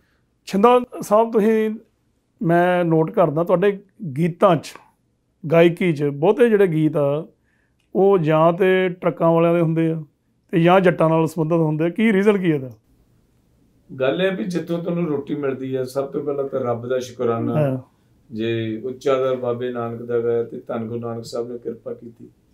ਤੇ ਜੇ ਹੁਣ ਤੁਸੀਂ ਟਰੱਕਾਂ ਵਾਲਿਆਂ ਦੀ ਗੱਲ ਕਰਦੇ ਹੋ, ਸੋ ਕੁੱਲ ਵਰਲਡ ਦੇ ਵਿੱਚ ਜੋ ਮੈਂ ਹਿਸਾਬ ਲਾਇਆ ਬਈ 70-75% ਜੋ ਪ੍ਰੋਫੈਸ਼ਨ ਹੈ, ਜਾਂ ਟਰੱਕ ਚਲਾਉਂਦੇ ਨੇ ਜਾਂ ਕੋਈ ਟੈਕਸੀ ਕਰਦੇ ਨੇ। ਸੋ ਇਹ ਬੜਾ ਮਿਹਨਤਕਸ਼ ਜੀ ਪ੍ਰੋਫੈਸ਼ਨ ਹੈ, ਮਿਹਨਤ ਕਰਨੀ ਪੈਂਦੀ ਹੈ। ਐਵੇਂ ਨਹੀਂ ਕਿਸੇ ਨੇ ਲਿਖਿਆ ਸੀ ਸੌਖੀ ਨਾ ਡਰਾਈਵਰੀ ਬਿੱਲੋ, ਪੈਂਦੇ ਸੱਪ ਦੀ ਸਿਰੀ ਤੋਂ ਲੋਟ ਚੱਕਣੇ। ਸੋ ਇਹਦੇ ਤੋਂ ਇਲਾਵਾ ਪੁੱਤ ਜੱਟਾਂ ਦੇ, ਜੇ ਜੱਟਾਂ ਨੇ ਰੋਟੀ ਦਿੱਤੀ ਹੈ ਮੇਰੇ ਲਈ ਤਾਂ ਉਹ ਅੰਨਦਾਤੇ ਨੇ। ਮੈਂ ਦੁਖੀ ਹਾਂ ਅੱਜ, ਮੇਰੇ ਪਿਆਰੇ ਜੱਟ ਵੀਰ ਕਿਸਾਨ ਫਾਰਮਰਸ ਦੁਖੀ ਨੇ। ਵਾਹਿਗੁਰੂ ਕਰੇ ਉਹਨਾਂ ਦੀਆਂ ਮੁਰਾਦਾਂ ਪੂਰੀਆਂ ਹੋਣ। ਮੈਂ ਇਹ ਦੁਆ ਕਰਦਾ ਹਰ ਵੇਲੇ ਹਰ ਸਾਹ ਦੇ ਨਾਲ, ਕਿਉਂਕਿ ਜੇ ਜੱਟ ਖੁਸ਼ ਨੇ ਤੇ ਸਾਡੇ ਗਾਇਕ ਵੀ ਖੁਸ਼ ਨੇ, ਫਿਰ ਖਾੜੇ ਵੀ ਲੱਗਣਗੇ। ਕਿ ਹੁਣ ਤਾਂ ਜਿਹੜਾ ਮੋਰਚਾ ਹੈਗਾ ਉਹ ਕਿਸਾਨਾਂ ਦਾ ਵੀ ਆ, ਉਹ ਕਿਰਤੀਆਂ ਦਾ ਵੀ ਆ, ਉਹ ਵਪਾਰੀਆਂ ਦਾ ਵੀ ਆ, ਹਰ ਜਾਤ ਦੇ ਹਰ ਮਜ਼ਹਬ ਦੇ ਲੋਕ ਜਿਹੜੇ ਆ ਉਸ ਅੰਦੋਲਨ ਵਿੱਚ ਬੈਠੇ ਹੋਏ ਆ। ਤੁਸੀਂ ਕੋਈ ਕਿਸਾਨਾਂ ਦੇ ਗੀਤ ਕੋਈ ਤਾਜ਼ਾ ਲਿਖਿਆ ਜਾਂ ਗਾਇਆ? ਗਾਇਆ ਜੀ, ਇੱਕ ਨੇ ਕਈ। ਜੇ ਮੈਂ ਕਹਿੰਦਾ ਵੀ ਸਾਡੇ ਦਰਸ਼ਕਾਂ ਨੂੰ ਜੇ ਉਹਦਾ ਸਥਾਈ ਅੰਤਰਾ ਜੇ ਮਾੜਾ ਜਿਹਾ ਸੁਣਾ ਦਿਓ। ਤੇ ਹੁੰਦੀ ਐ ਜ਼ਮੀਨ ਜਿੰਦ ਜਾਨ ਜੱਟ ਦੀ, ਹੁੰਦੀ ਐ ਜ਼ਮੀਨ ਜਿੰਦ ਜਾਨ ਜੱਟ ਦੀ, ਜੱਗ ਤੇ ਜ਼ਮੀਨ ਹੀ ਪਛਾਣ ਜੱਟ ਦੀ, ਹੁੰਦੀ ਐ ਜ਼ਮੀਨ ਜਿੰਦ ਜਾਨ ਜੱਟ ਦੀ। ਵਾਹ ਜੀ ਵਾਹ, ਕਿੰਨੀ ਗਾਇਆ ਜੀ। ਸਿੰਘੂ ਬਾਰਡਰ ਤੇ ਵੀ ਮੈਂ ਬਕਾਇਦਾ ਹਾਜ਼ਰੀ ਲੋਈ ਹੈ। ਜੀ ਜੀ ਹੈ ਜੀ। ਬਚ ਸਕਦੀ ਤੂੰ ਬਚ ਲੈ ਨੀ ਦਿੱਲੀਏ ਜੀ, ਬਚ ਸਕਦੀ ਤੂੰ ਬਚ ਲੈ ਨੀ ਦਿੱਲੀਏ, ਚੜ ਕੇ ਪੰਜਾਬ ਆ ਗਿਆ। ਵਾਹ, ਜਦੋਂ ਟਰੈਕਟਰ ਹੋ ਗਏ, ਟਰਾਲੀਆਂ, ਟਰੈਕਟਰ ਏਦਾਂ ਲੱਗਦਾ ਸੀ ਵੀ ਕੁੱਲ ਦੁਨੀਆ ਦੇ ਟਰੈਕਟਰ ਸਮਾਨ ਤੋਂ ਉਤਰ ਕੇ ਚੱਲੇ। ਜੀ ਜੀ ਬਿਲਕੁਲ। ਫਿਰ ਇਹ ਗਾਣਾ ਹਰਜੀਤ ਬਾਜਵਾ ਟੋਰਾਂਟੋ ਵਾਲਿਆਂ ਨੇ ਲਿਖਿਆ ਸੀ। ਜੀ ਜੀ। ਤੇ ਮਨਿੰਦਰ ਨੇ ਤਰਜ਼ ਬਣਾਈ ਸੀ, ਮੈਂ ਗਾਇਆ। ਓਕੇ। ਸੋ ਧੀ ਪੰਜਾਬ ਦੀ ਰੁਪਿੰਦਰ, ਇੱਕ ਲੜਕੀ ਹੈ ਸਾਡੇ ਰੁਪਿੰਦਰ ਢਿੱਲੋਂ ਜੀ, ਯੂਕੇ, ਉਹਦੇ ਤੋਂ ਵੀ ਗਵਾਇਆ। ਓਕੇ। ਮੈਂ 5-6 ਗਾਣੇ ਗਾਏ ਆ। ਅੰਨਦਾਤੇ ਵੇਖੋ ਅੱਜ ਸ਼ੇਰਾਂ ਵਾਂਗੂ ਖੜੇ ਨੇ, ਵੱਡੇ ਨੇ ਇਰਾਦੇ ਵਾਂਗ ਸ਼ੇਰਾਂ ਦੇ ਉਹ ਖੜੇ ਨੇ ਜੀ। ਅੰਨਦਾਤੇ ਵੇਖੋ ਅੱਜ ਸ਼ੇਰਾਂ ਵਾਂਗੂ ਖੜੇ ਨੇ। ਸੋ ਬਹੁਤ ਗਾਣੇ ਗਾਏ ਆ। ਕੋਵਿਡ ਨੇ ਭਾਵੇਂ ਬਹੁਤ ਸਾਰੇ ਹੋਰ ਵੀ ਕੰਮਾਂ ਤੇ ਅਸਰ ਪਾਇਆ, ਗਾਇਕੀ ਤੇ ਵੀ ਬਹੁਤ ਪਾਇਆ। ਤੁਸੀਂ ਕੋਈ ਪੰਜਾਬੀ ਗਾਇਕੀ ਦੇ ਜਿਹੜੇ ਵਿਚਾਰੇ ਇਸ ਵੇਲੇ ਵਿਹਲੇ ਬੈਠੇ ਆ, ਜਾਂ ਕੋਈ ਜਿਵੇਂ ਤੁਹਾਡੇ ਨਾਲ ਸਾਜੀ ਹੁੰਦੇ ਸੀਗੇ, ਹੋਰ ਵੀ ਸਾਜੀ ਬਹੁਤ ਸਾਰੇ ਅੱਜ ਕੱਲ੍ਹ ਇਹਨਾਂ ਦਿਨਾਂ 'ਚ ਵਿਹਲੇ ਬੈਠੇ ਆ, ਹਾਂਜੀ, ਤੁਸੀਂ ਕੋਈ ਉਪਰਾਲਾ ਕੀਤਾ ਉਹਨਾਂ ਲਈ? ਬਿਲਕੁਲ ਕੀਤਾ ਜੀ। ਜੀ, ਅਸੀਂ ਜੋ ਕਰ ਸਕਦੇ ਸੀ, ਕਿਉਂਕਿ ਇੱਕ ਸਿੰਗਰ ਹੈਗਾ ਉਹ ਸਜਿੰਦਿਆਂ ਦੇ ਸਿਰ ਤੇ ਹੀ ਇਹ ਕੰਮ ਕਰਦਾ। ਅੱਜ ਉਹਨਾਂ ਦਾ ਔਖਾ ਟਾਈਮ ਉੱਡਦਾ, ਤੇ ਉਹ ਪਿਛਲੇ ਸਾਲ ਅਸੀਂ ਕੋਈ 7-8 ਵਾਰੀ ਅਸੀਂ ਰਾਸ਼ਨ ਵੰਡਿਆ ਬਾਕਾਇਦਾ। ਅੱਛਾ। ਪੂਰੇ ਮੀਡੀਆ ਨੂੰ ਪਤਾ ਇਸ ਗੱਲ। ਓਕੇ। ਲਾਈਨਾਂ ਲੱਗੀਆਂ ਹੋਈਆਂ 30-30, 35-35 ਸਾਡੇ ਮਜੀਸ਼ੀਅਨ ਜਾਂ ਲੋੜਵੰਦ ਗਾਇਕ, ਓਕੇ, ਜਾਂ ਜੋ ਉਹ ਗਾਇਕਾਂ ਜਿਨ੍ਹਾਂ ਨੂੰ ਲੋੜ ਹੈ, ਸਭ ਨੂੰ ਰਾਸ਼ਨ ਪਾਣੀ ਵੰਡਿਆ। ਜੀ ਜੀ। ਤੇ ਬੜੀ ਖੁਸ਼ੀ ਦੀ ਗੱਲ ਹੈ ਕਿ ਉਦੋਂ ਇਹਨਾਂ ਮਜੀਸ਼ੀਅਨਾਂ ਨੂੰ ਹੰਸ ਮੈਂਬਰ ਪਾਰਲੀਮੈਂਟ ਜਿਹੜੇ ਨੇ, ਕਿਉਂਕਿ ਅਸੀਂ ਤਾਂ ਉਹਨਾਂ ਨੂੰ ਜ਼ਿਆਦਾ ਗਾਇਕ ਦੇ ਤੌਰ ਤੇ ਹੀ ਸਤਿਕਾਰ ਦੇ, ਤੁਹਾਡਾ ਆਪਣਾ ਫੀਲਡ ਹੈ ਜੀ, ਕਿਉਂਕਿ ਉਹ ਗਾਇਕ ਪਹਿਲਾਂ ਨੇ, MP ਹੈਗੇ ਨੇ, ਪਰ ਉਹ ਕਹਿੰਦੇ ਮੈਂ ਗਾਇਕ। ਉਹਨਾਂ ਨੇ 92 ਮਜੀਸ਼ੀਅਨਾਂ ਨੂੰ ਘਰ ਬੈਠਿਆਂ ਨੂੰ ਅਕਾਊਂਟ 'ਚ ਉਹਨਾਂ ਦੇ ਪਰਸਨਲ ਖਾਤੇ 'ਚ ਉਹਨੇ 2-2 ਹਜ਼ਾਰ ਰੁਪਇਆ ਪਾਇਆ ਸੀ ਉਦੋਂ। ਠੀਕ ਹੈ। ਤੇ ਏਦਾਂ ਹੁਣ ਐਤਕੀ ਤਾਂ ਮੈਂ ਹੁਣ ਇੱਥੇ ਆ ਗਿਆ, ਹੁਣ ਜਾ ਕੇ ਦੇਖਦੇ ਆ। ਜੀ ਜੀ। ਇੱਥੇ ਦੇ ਕਈ ਸੱਜਣਾਂ ਨੇ ਹੈਲਪ ਵੀ ਕੀਤੀ ਹੈ ਉਹਨਾਂ ਮਜੀਸ਼ੀਅਨਾਂ ਦੀ। ਜੀ ਜੀ। ਜਿਹਦੇ ਵਿੱਚੋਂ ਸਾਡੇ ਦਲਜੀਤ ਬਸਾਤੀ ਸਾਹਿਬ, ਚਰਨ ਪੰਡਾਲ, HS ਭਜਨ ਸਾਹਿਬ, ਤੁਹਾਡੇ ਵੱਲੋਂ ਵੀ ਜੋ ਮਾਨਤਾ ਗਿਆ ਸੀ। ਸੋ ਅਸੀਂ ਕਰਦੇ ਰਹਿੰਦੇ ਹਾਂ ਜੀ। ਸੋ ਜਿਹਨੇ ਜੋ ਦਿੱਤਾ ਉਹਨਾਂ ਨੂੰ ਵੰਡਤਾ। ਸੋ ਅਸੀਂ ਕਹਿੰਦੇ ਵੀ ਹੇ ਮਾਲਕਾ, ਤੂੰ ਆਪ ਹੀ ਇਹਨਾਂ ਨੂੰ ਰਿਜ਼ਕ ਦੇ, ਕੰਮ ਚੱਲਣ, ਕੋਵਿਡ ਖਤਮ ਹੋ ਜਾਵੇ, ਕਿਸਾਨਾਂ ਦੀਆਂ ਮੰਗਾਂ ਪੂਰੀਆਂ ਹੋ ਜਾਣ, ਬਸ ਮਸਲੇ ਹੱਲ ਹੈ। ਤੁਹਾਨੂੰ ਕੀ ਫਿਊਚਰ ਲੱਗਦਾ ਜੇ ਕੋਵਿਡ ਲੰਮਾ ਸਮਾਂ ਚੱਲਿਆ ਤੇ ਕੀ ਗਾਇਕੀ ਦੇ ਕੋਈ ਹੋਰ ਵੀ ਕੋਈ ਸਬਸਟੀਚਿਊਟ ਹੈ ਇਹਦੇ 'ਚ? ਪਹਿਲੀ ਗੱਲ ਮੈਂ ਤਾਂ ਇਹ ਚਾਹੁੰਦਾ ਵੀ ਜਿਵੇਂ ਹੁਣ USA ਦੇ ਵਿੱਚ ਹੀ ਹੈ, ਔਰ ਬੜੀ ਮਾਣ ਮੱਤੇ ਵਾਲੀ ਗੱਲ ਹੈ ਕਿ 30-35% ਹੀ ਜੋ ਵੈਕਸੀਨੇਸ਼ਨ ਹੈ ਉਹ ਨਹੀਂ ਹੋਈ, ਹੋ ਜਾਣੀ ਹੈ ਜੀ, ਉਹ ਵੀ ਹੋ ਜਾਣੀ। ਇੰਡੀਆ ਦੇ ਵਿੱਚ ਥੋੜ੍ਹੀਆਂ ਪਤਾ ਨਹੀਂ ਕਿਉਂ, ਕੁਝ ਮੈਂ ਰਾਜਨੀਤਿਕ ਗੱਲ 'ਚ ਨਹੀਂ ਪੈਣਾ ਚਾਹੁੰਦਾ, ਇਹ ਆਕਸੀਜਨ ਦੀ ਕਮੀ ਹੈ, ਹਸਪੀਟਲਾਂ 'ਚ ਬੈੱਡ ਨਹੀਂ ਮਿਲ ਰਹੇ, ਸੋ ਵੈਕਸੀਨੇਸ਼ਨ ਨਹੀਂ ਪੂਰੀ ਮਿਲ ਰਹੀ। ਪਹਿਲਾਂ ਲੋਕ ਡਰਦੇ ਸੀ, ਹੁਣ ਲੋਕ ਲਵਾਉਣਾ ਚਾਹੁੰਦੇ, ਹੁਣ ਵੈਕਸੀਨ ਨਹੀਂ ਮਿਲ ਰਹੀ ਜੀ। ਸੋ ਕਿਤੇ ਇਹ ਲੰਮਾ ਕੰਮ ਨਾ ਹੋ ਜਾਏ ਜੀ, ਮਾੜੇ ਕਿਰਾਏਦਾਰ ਵਾਂਗੂ ਕਿਤੇ ਫਸ ਨਾ ਜਾਏ। ਬਹੁਤ ਅੱਛਾ। ਫਿਰ ਇਹਨੂੰ ਕੱਢਣਾ ਕਿਵੇਂ ਆ, ਬੜਾ ਔਖਾ ਹੋਊਗਾ। ਠੀਕ ਗੱਲ। ਸੋ ਹਾਂ, ਕਿਤੇ ਧੰਨ ਗੁਰੂ ਨਾਨਕ ਸਾਹਿਬ ਦੀ ਮਿਹਰ ਹੋ ਗਈ, ਦੇਵੀ ਦੇਵਤਿਆਂ ਦੀ ਮਿਹਰ ਹੋ ਗਈ, ਫਿਰ ਆਪੇ ਖਤਮ ਹੋ ਜਾਊਗਾ। ਜਿਹੜੇ ਆਉਣ ਵਾਲੇ ਸਮੇਂ ਵਿੱਚ ਸਿੰਗਰ ਆਉਣਗੇ, ਜਾਂ ਜਿਹੜੇ ਹੁਣ ਨਵੇਂ ਸਿੰਗਰ ਜੱਦੋ ਜਹਿਦ ਕਰ ਰਹੇ ਆ, ਉਹਨਾਂ ਨੂੰ ਕੋਈ ਸੰਦੇਸ਼ ਦੇਣਾ ਚਾਹੁੰਦੇ ਤੁਸੀਂ? ਹਾਂਜੀ, ਸੰਦੇਸ਼ ਵੱਡੀ ਗੱਲ ਹੈ ਕਿ ਚੰਗੀਆਂ ਕਿਤਾਬਾਂ ਪੜ੍ਹੋ। ਪੁਰਾਣੇ ਜਿਹੜੇ ਉਸਤਾਦ ਸ਼ਾਇਰ ਹੋਏ ਨੇ, ਬੁੱਲੇ ਸ਼ਾਹ, ਕਾਦਰ ਯਾਰ, ਇਸ ਤੋਂ ਇਲਾਵਾ ਜੋ ਵੀ ਜਿਨ੍ਹਾਂ ਨੇ ਪੁਰਾਣਾ ਲਿਖਿਆ, ਕਾਦਰ ਯਾਰ ਦਾ ਪੂਰਨ, ਵਾਰਿਸ ਸ਼ਾਹ ਦੀ ਹੀਰ ਪੜ੍ਹੋ, ਬਾਰ-ਬਾਰ ਪੜ੍ਹੋ, ਉਹਦੇ 'ਚ ਤੁਹਾਨੂੰ ਬਹੁਤ ਕੁਛ ਮਿਲਣਾ। ਹਾਂ, ਅੱਛਾ ਗਾਓ, ਅੱਛੇ ਲੋਕਾਂ 'ਚ ਬੈਠੋ, ਵੱਡੀ ਗੱਲ ਹੈ ਨਸ਼ਿਆਂ ਤੋਂ ਬਚੋ, ਫਿਰ ਤੁਹਾਨੂੰ ਆਪਣੀ ਮੰਜ਼ਿਲ ਆਪ ਮਿਲ ਜਾਣੀ ਹੈ ਜੀ। ਹਰ ਕਿਸੇ ਨੂੰ ਵੱਡਾ ਹੀ ਸਮਝੋ, ਆਪਣੇ ਆਪ ਤੋਂ ਦੂਜੇ ਨੂੰ ਵੱਡਾ ਸਮਝੋ ਜੀ, ਫਿਰ ਹੀ ਤੁਸੀਂ ਫਤਿਹ ਕਰ ਸਕਦੇ। ਨਿਮਰਤਾ ਨਾਲ ਹੀ ਇਹ ਕੰਮ, ਨਿਮਰਤਾ ਨਾਲ ਵੀ। ਦੂਸਰੀ ਕਦੇ ਵੀ ਘਬਰਾਹਟ ਨਹੀਂ ਮਹਿਸੂਸ ਕਰਨੀ। ਜਦ ਤੁਸੀਂ ਗਾਉਂਦੇ ਹੋ ਉਸ ਵੇਲੇ ਸਮਝੋ ਭਈ ਮੈਂ ਹੀ ਹਾਂ ਬਸ ਜੀ, ਬਾਕੀ ਸਾਰੇ ਉਹ ਵੀ ਠੀਕ ਨੇ ਪਰ ਮੈਂ ਹੈਗਾ ਜੀ। ਆਪਣੇ ਆਪ ਨੂੰ ਇੰਨਾ ਕੌਨਫੀਡੈਂਸ 'ਚ ਰੱਖਣਾ, ਫਿਰ ਤੁਸੀਂ ਕਦੇ ਮਾਰ ਨਹੀਂ। ਛਿੰਦਾ ਭਾਜੀ, ਤੁਸੀਂ ਅੱਜ ਜਿੱਥੇ ਆਪਣੇ ਬਾਰੇ ਦੱਸਿਆ ਕਿ ਮੈਂ ਕਿਸ ਤਰ੍ਹਾਂ ਸ਼ਾਗਿਰਦੀ ਕੀਤੀ, ਤੁਹਾਡੇ ਬਹੁਤ ਸਾਰੇ ਸ਼ਾਗਿਰਦ ਹੋਰ ਵੀ ਹੈਗੇ ਆ, ਪਰ ਅਸੀਂ ਸਾਰੇ ਤਾਂ ਇਸ ਪ੍ਰੋਗਰਾਮ ਵਿੱਚ ਉਹਨਾਂ ਸ਼ਾਗਿਰਦਾਂ ਨੂੰ ਅਸੀਂ ਕਵਰ ਨਹੀਂ ਕਰ ਸਕੇ। ਤੁਸੀਂ ਫੇਰ ਵੀ ਜਿੰਨੀ ਕੁ ਜਾਣਕਾਰੀ ਹੋ ਸਕਦੀ ਸੀ ਦੱਸੀ। ਸਾਨੂੰ ਇਸ ਤਰ੍ਹਾਂ ਲੱਗਦਾ ਸੀ ਕਿ ਜਿਹੜਾ ਅਸੀਂ ਉਸ ਯੁੱਗ 'ਚ, ਪੁਰਾਣੇ ਯੁੱਗ 'ਚ ਪਹੁੰਚ ਕੇ, ਤੇ ਉਦੋਂ ਕਿਸ ਤਰ੍ਹਾਂ ਤੁਹਾਡੇ ਨਾਲ ਬੀਤਦੀ ਹੋਊਗੀ ਗੱਲਬਾਤ, ਕਿਸ ਤਰ੍ਹਾਂ ਤੁਸੀਂ ਸ਼ਾਗਿਰਦੀ ਹਾਸਲ ਕੀਤੀ ਹੋਊਗੀ, ਕਿਸ ਤਰ੍ਹਾਂ ਉਸਤਾਦਾਂ ਤੋਂ ਤੁਸੀਂ ਆਪਣਾ ਜਿਹੜਾ ਇਹ ਸਿੱਖਿਆ ਲਈ ਆ। ਤੇ ਇਹ ਸਾਰੀਆਂ ਗੱਲਾਂ ਇਸ ਤਰ੍ਹਾਂ ਅੱਜ ਫੀਲ ਹੋ ਰਹੀਆਂ ਸੀ ਕਿ ਅੱਖਾਂ ਅੱਗੇ ਸਾਰਾ ਉਹ ਸੀਨ ਸਾਨੂੰ ਦੇਖਣ ਨੂੰ ਮਿਲਿਆ। ਤੁਸੀਂ ਆਪਣੇ ਬਾਰੇ ਵੀ ਦੱਸਿਆ, ਕੋਵਿਡ ਬਾਰੇ ਵੀ ਗੱਲਾਂ ਬਾਤਾਂ ਕੀਤੀਆਂ, ਤੇ ਹੁਣ ਜਿਹੜਾ ਫਿਊਚਰ ਆ ਉਹ ਵੀ ਸਾਨੂੰ ਹਾਲੇ ਥੋੜ੍ਹਾ ਜਿਹਾ ਧੁੰਦਲਾ ਲੱਗਦਾ, ਖਾਸ ਕਰਕੇ ਕਲਚਰਲ ਜਿਹੜਾ ਸਟੇਜੀ ਪ੍ਰੋਗਰਾਮ ਤੋਂ। ਤੇ ਅਸੀਂ ਦੁਆ ਕਰਦੇ ਹਾਂ, ਪੰਜਾਬ ਮੇਲ ਅਦਾਰੇ ਵੱਲੋਂ ਵੀ ਅਸੀਂ ਦੁਆ ਕਰਦੇ ਹਾਂ ਕਿ ਜਿਹੜਾ ਇਹ ਕੋਵਿਡ ਦੀ ਮਹਾਮਾਰੀ ਹੈ ਇਹ ਛੇਤੀ ਖਤਮ ਹੋਵੇ, ਤੇ ਜਿਹੜੇ ਕਲਾਕਾਰ ਆ ਇੱਕ ਵਾਰੀ ਫੇਰ ਸਟੇਜ ਦੀ ਰੌਣਕ ਵਧਾ ਸਕਣ, ਸਾਡਾ ਮਨੋਰੰਜਨ ਕਰ ਸਕਣ। ਉਹਦੇ 'ਚ ਇੱਕ ਦੋ ਲਾਈਨਾਂ ਲਿਖੀਆਂ ਸੀ ਕਿ ਬਾਗਾਂ ਦੇ ਵਿੱਚ ਕੋਲਾਂ ਫਿਰ ਕਦ ਗਾਉਣਗੀਆਂ, ਫੇਰ ਬਾਹਰ ਕਦੋਂ ਪਰਤ ਕੇ ਆਉਣਗੀਆਂ। ਬਾਗਾਂ ਦੇ ਵਿੱਚ ਕੋਲਾਂ ਫਿਰ ਕਦ ਗਾਉਣਗੀਆਂ, ਫੇਰ ਬਾਹਰ ਕਦੋਂ ਪਰਤ ਕੇ ਆਉਣਗੀਆਂ, ਫੇਰ ਬਾਹਰ ਕਦੋਂ ਪਰਤ ਕੇ ਆਉਣਗੀਆਂ, ਫੇਰ ਬਾਹਰ ਕਦੋਂ ਪਰਤ ਕੇ ਆਉਣਗੀਆਂ। ਅਸੀਂ ਅਰਦਾਸ ਕਰਦੇ ਹਾਂ ਕਿ ਇਹ ਬਹਾਰਾਂ ਜਿਹੜੀਆਂ ਫੇਰ ਤੋਂ ਪਰਤ ਕੇ ਆਉਣ ਤੇ ਰੌਣਕਾਂ ਇਸੇ ਤਰੀਕੇ ਨਾਲ ਲੱਗਦੇ ਰਹਿਣ। ਤੇ ਤੁਹਾਡਾ ਬਹੁਤ ਬਹੁਤ ਧੰਨਵਾਦ ਹੈ ਜੀ। ਥੈਂਕ ਯੂ ਜਨਾਬ, ਸ਼ੁਕਰੀਆ। ਥੈਂਕ ਯੂ ਜਨਾਬ। ਸਾਡੇ ਹਰਦਿਲ ਅਜ਼ੀਜ਼ ਔਰ USA ਦੀ ਵਰਲਡ ਦੀ ਆਨ ਤੇ ਸ਼ਾਨ ਗੁਰਜਿਤਿੰਦਰ ਰੰਧਾਵਾ। ਥੈਂਕ ਯੂ ਜੀ, ਸੋ ਨਾਈਸ।